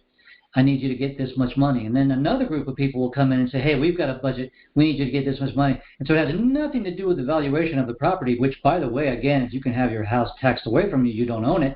So it's unconstitutional. Our country was not founded on us being serfs one day. Again, you can't be taxed on something over and over again that you own. I mean, it's absurd. Yeah, it's absurd. Exactly. And so he's found out this scam. He's figured it out, and he's beat these people in court. But they just keep coming back the next year, and then the next year, and then the next year. But anyway, the point is we're really getting burned hard, and these homeowner associations, they're really insidious, and they're being used by the bar. And Mary Ann pointed out when we spoke of this some time ago, and she shared some documents. They went in Mary Ann's and changed the rules. Isn't that how it went, Mary Ann? They changed the rules on you. They had some new attorney come in, and they just. I mean, I'm sure it's commonplace. I'm sure it's commonplace all across the country. They go in and they change the rules whenever it suits their needs.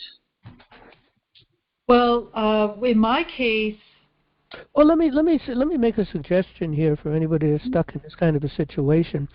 You have all of the people that are involved in that particular agreement. I mean, if there's something really, you should try to get together to discuss them without the elitist part of that group.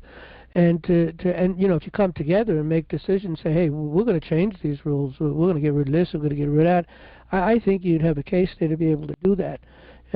So I don't know what kind of relationships people might have with their neighbors that are in the same boat they're in, and they may have some problems, or they may have problems that will erupt in the future that they're not aware of, and you may bring it to light. So I think you can get a consensus on a majority of the people and make changes, and I think that's an empowerment to do that. There's no elitist up there, as far as the law is concerned, that governs over all the people. They're just they're just claiming to have the majority rule over this thing. They created this, you came in on this, and nothing can change. It's forever. Well, that's not true. Nothing is forever. You can make adjustments as you go. You just need the majority. Okay, so that's well, I don't. One way to defeat these people. I couldn't get a majority. I could not get a majority. In fact, I had arguments. I sent out letters to everybody in the entire association, all the homeowners.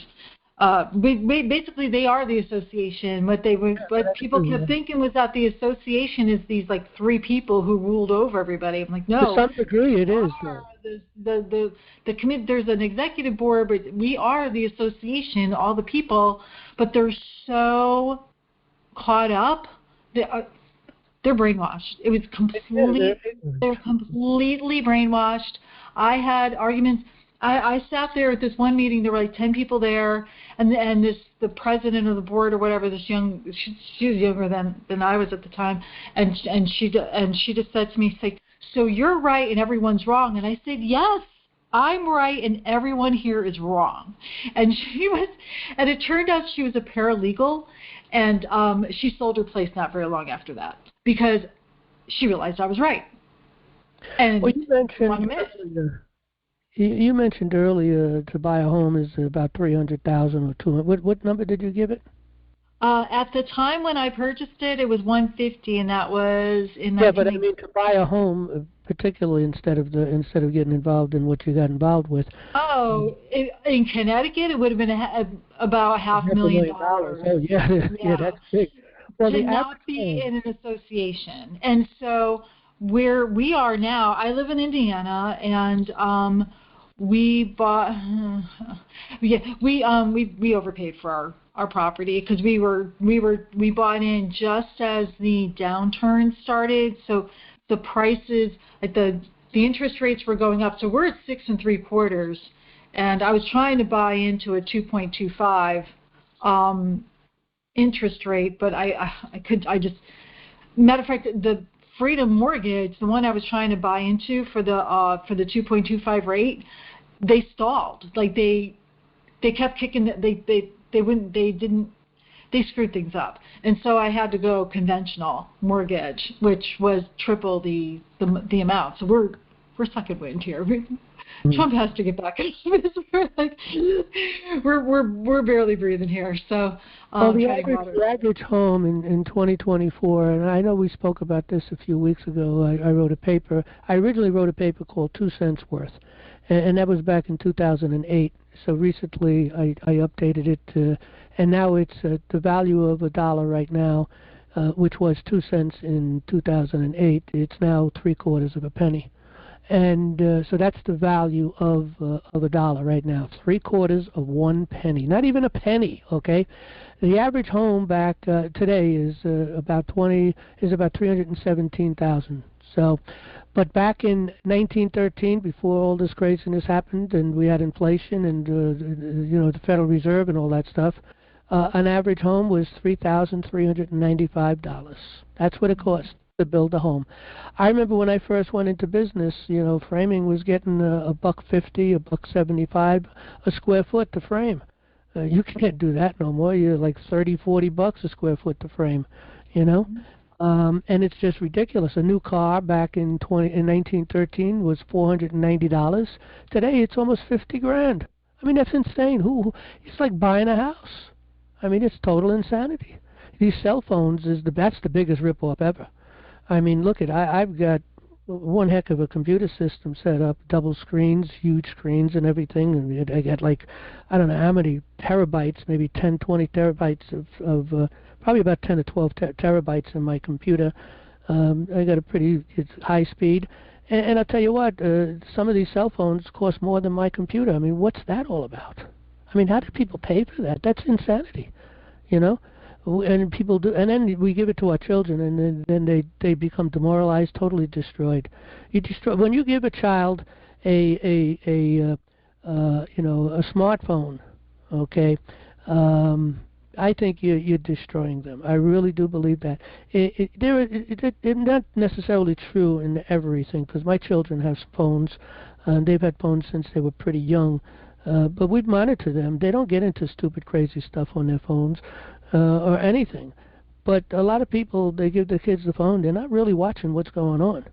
I mean, I see some of the stuff like one of my nephews do, and I just, what they do on these things is in total craziness, demoralizing, destructive, injurious. They injure each other. It's unbelievable. And they do the same thing on computers too. You can't put a child on a computer and just let them be there. You got to monitor that.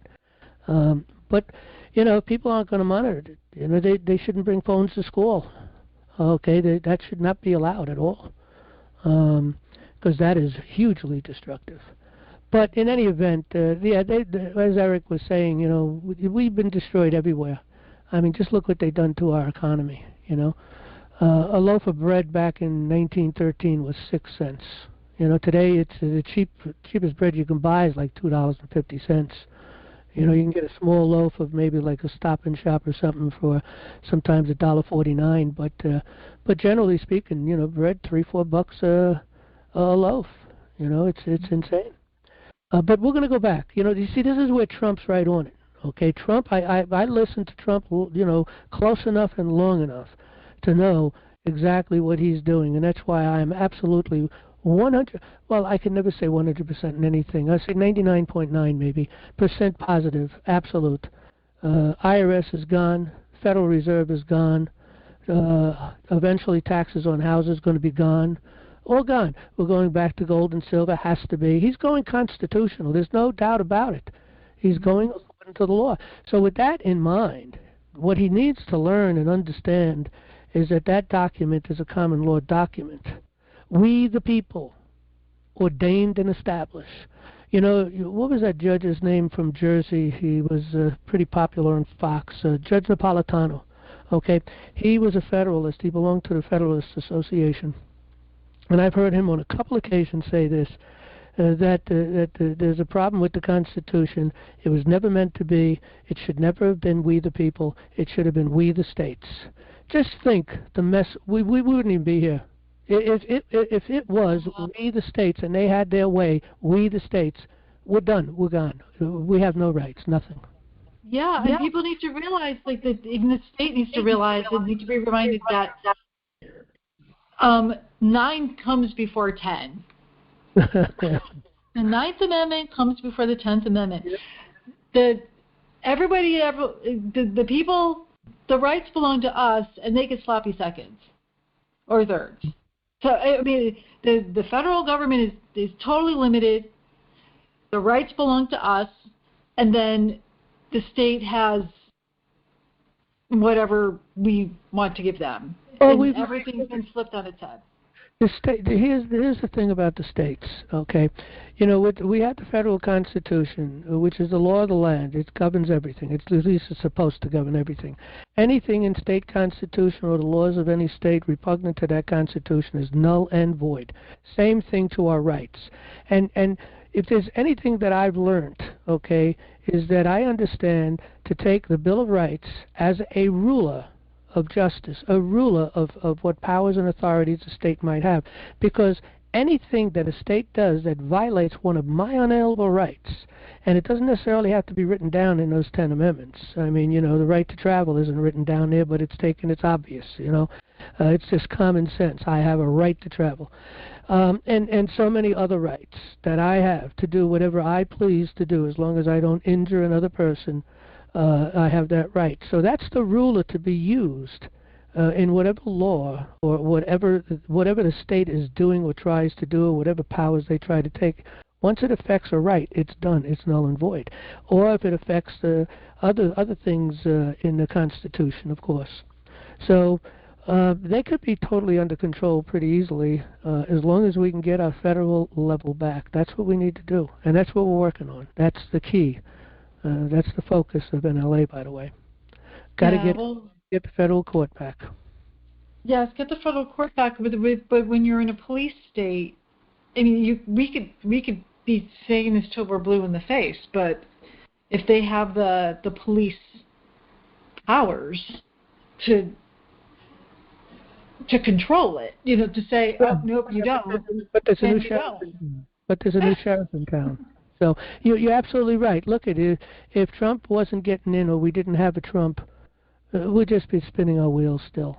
We would be lost. As a matter of fact, we would have been enslaved a long time ago.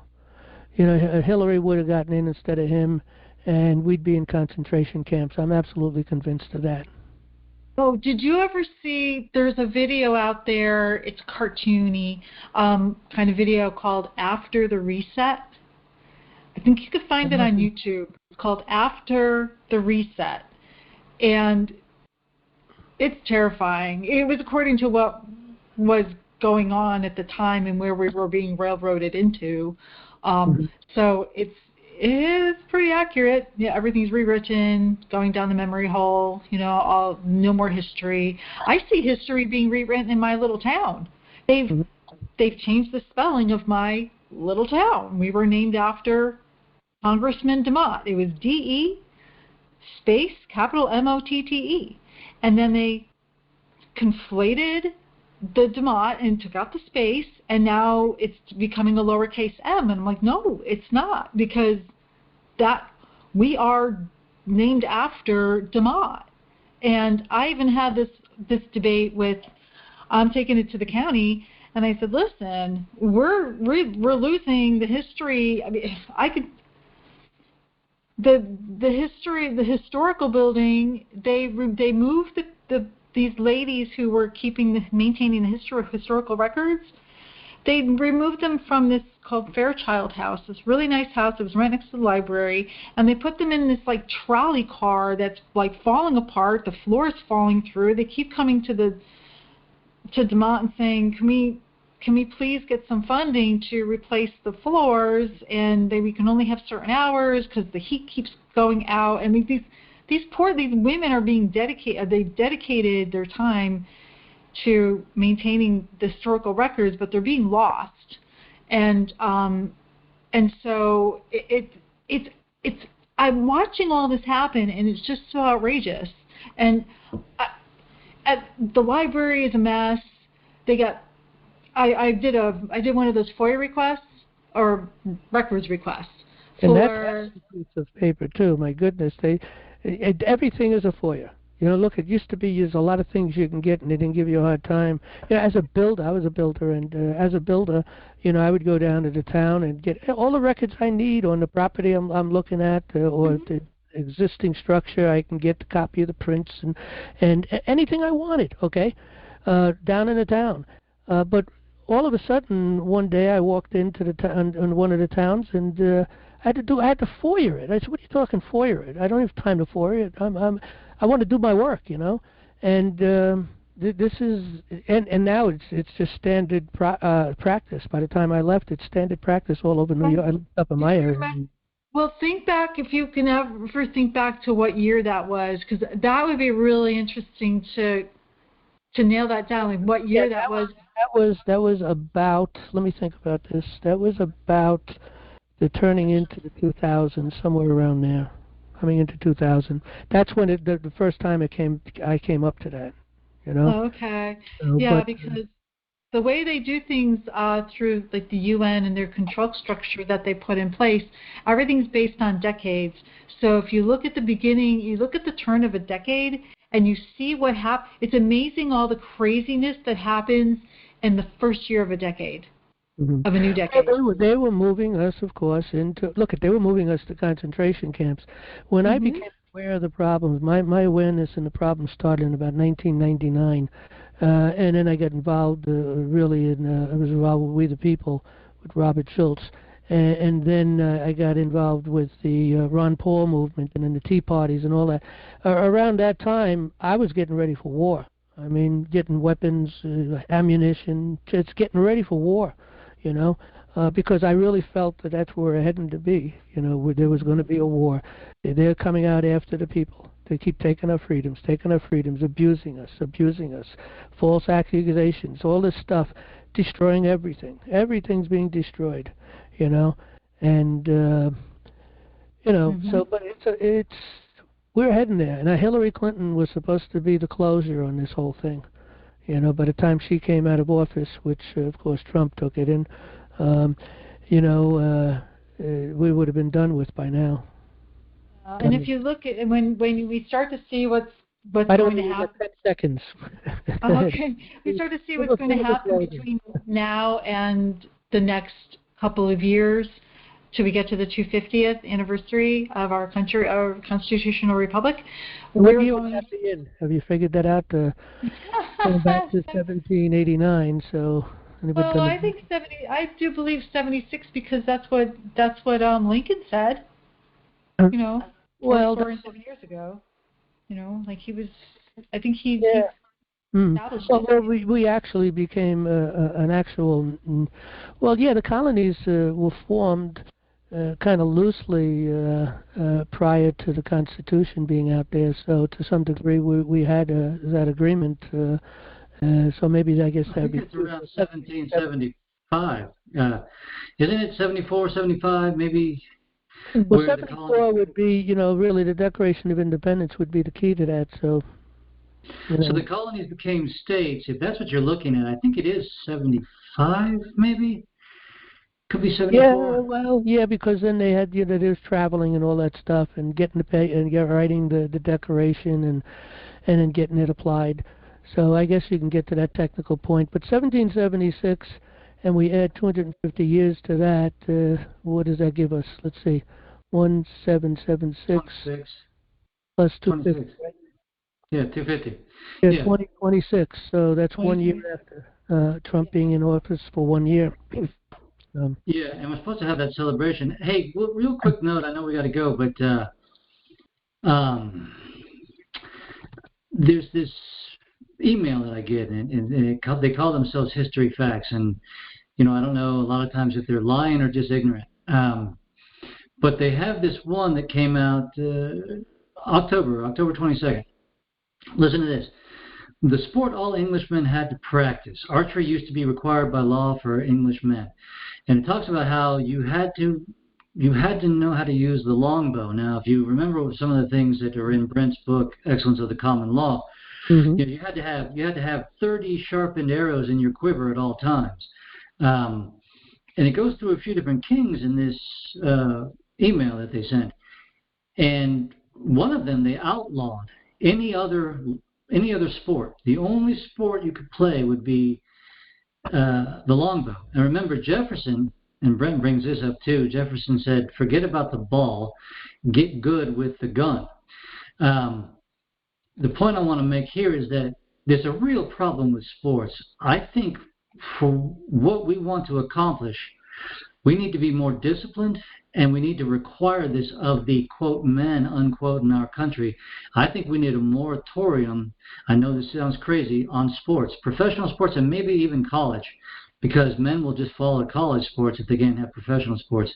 I just want to put this seed out there, but I'm real serious about this because... Yeah, I think you're right. Sports have been destructive to us in many ways, and especially in our relationship with God, because the big events are always on a Sunday. Absolutely. Oh yeah, and if you've ever gotten into any videos where people break these Super Bowl halftime shows down, I mean, they're absolutely satanic. I mean, completely satanic. They are pushing Satanism, and they have this symbolism all over it. I mean, it's really, really bad. But I'm just talking about men not being, like you were talking about, how you got to have, 3 or 4 hours a month to have liberty. Well, these guys aren't going to give it up, because they've got to watch sports, and then after that they've got to watch more sports, because a lot of these sports overlap all year long. I'm not kidding. It's a serious... And they have to work, and then they have to spend some time with their family. So, yeah. Well, look at that. We do have to... Here's the bottom line on anything anyway, at least today especially, and this has been said a long time ago. But we don't have government by the majority. We have government by the majority that participate. And if you can get 300,000 people, roughly speaking, across the nation to participate, you take 100% control of all things. That's simple. 100 people working together in one county, and every county doing the same thing, that's a huge thing. I mean, you're holding everybody's feet to the fire, okay, from local government all the way up to the federal end. Because once you get the counties organized, you're now dealing with your Congress, county to county, and then you get the whole state organized. You're dealing with not only your state government, but you're dealing with the entire federal system. So, but yeah, we have to. People got to look at. If people aren't going to do it and they're not interested, well, then we don't deserve liberty, because we're not going to have it. You know, it's that simple. So God talks about the sluggard, Okay, we got to close down.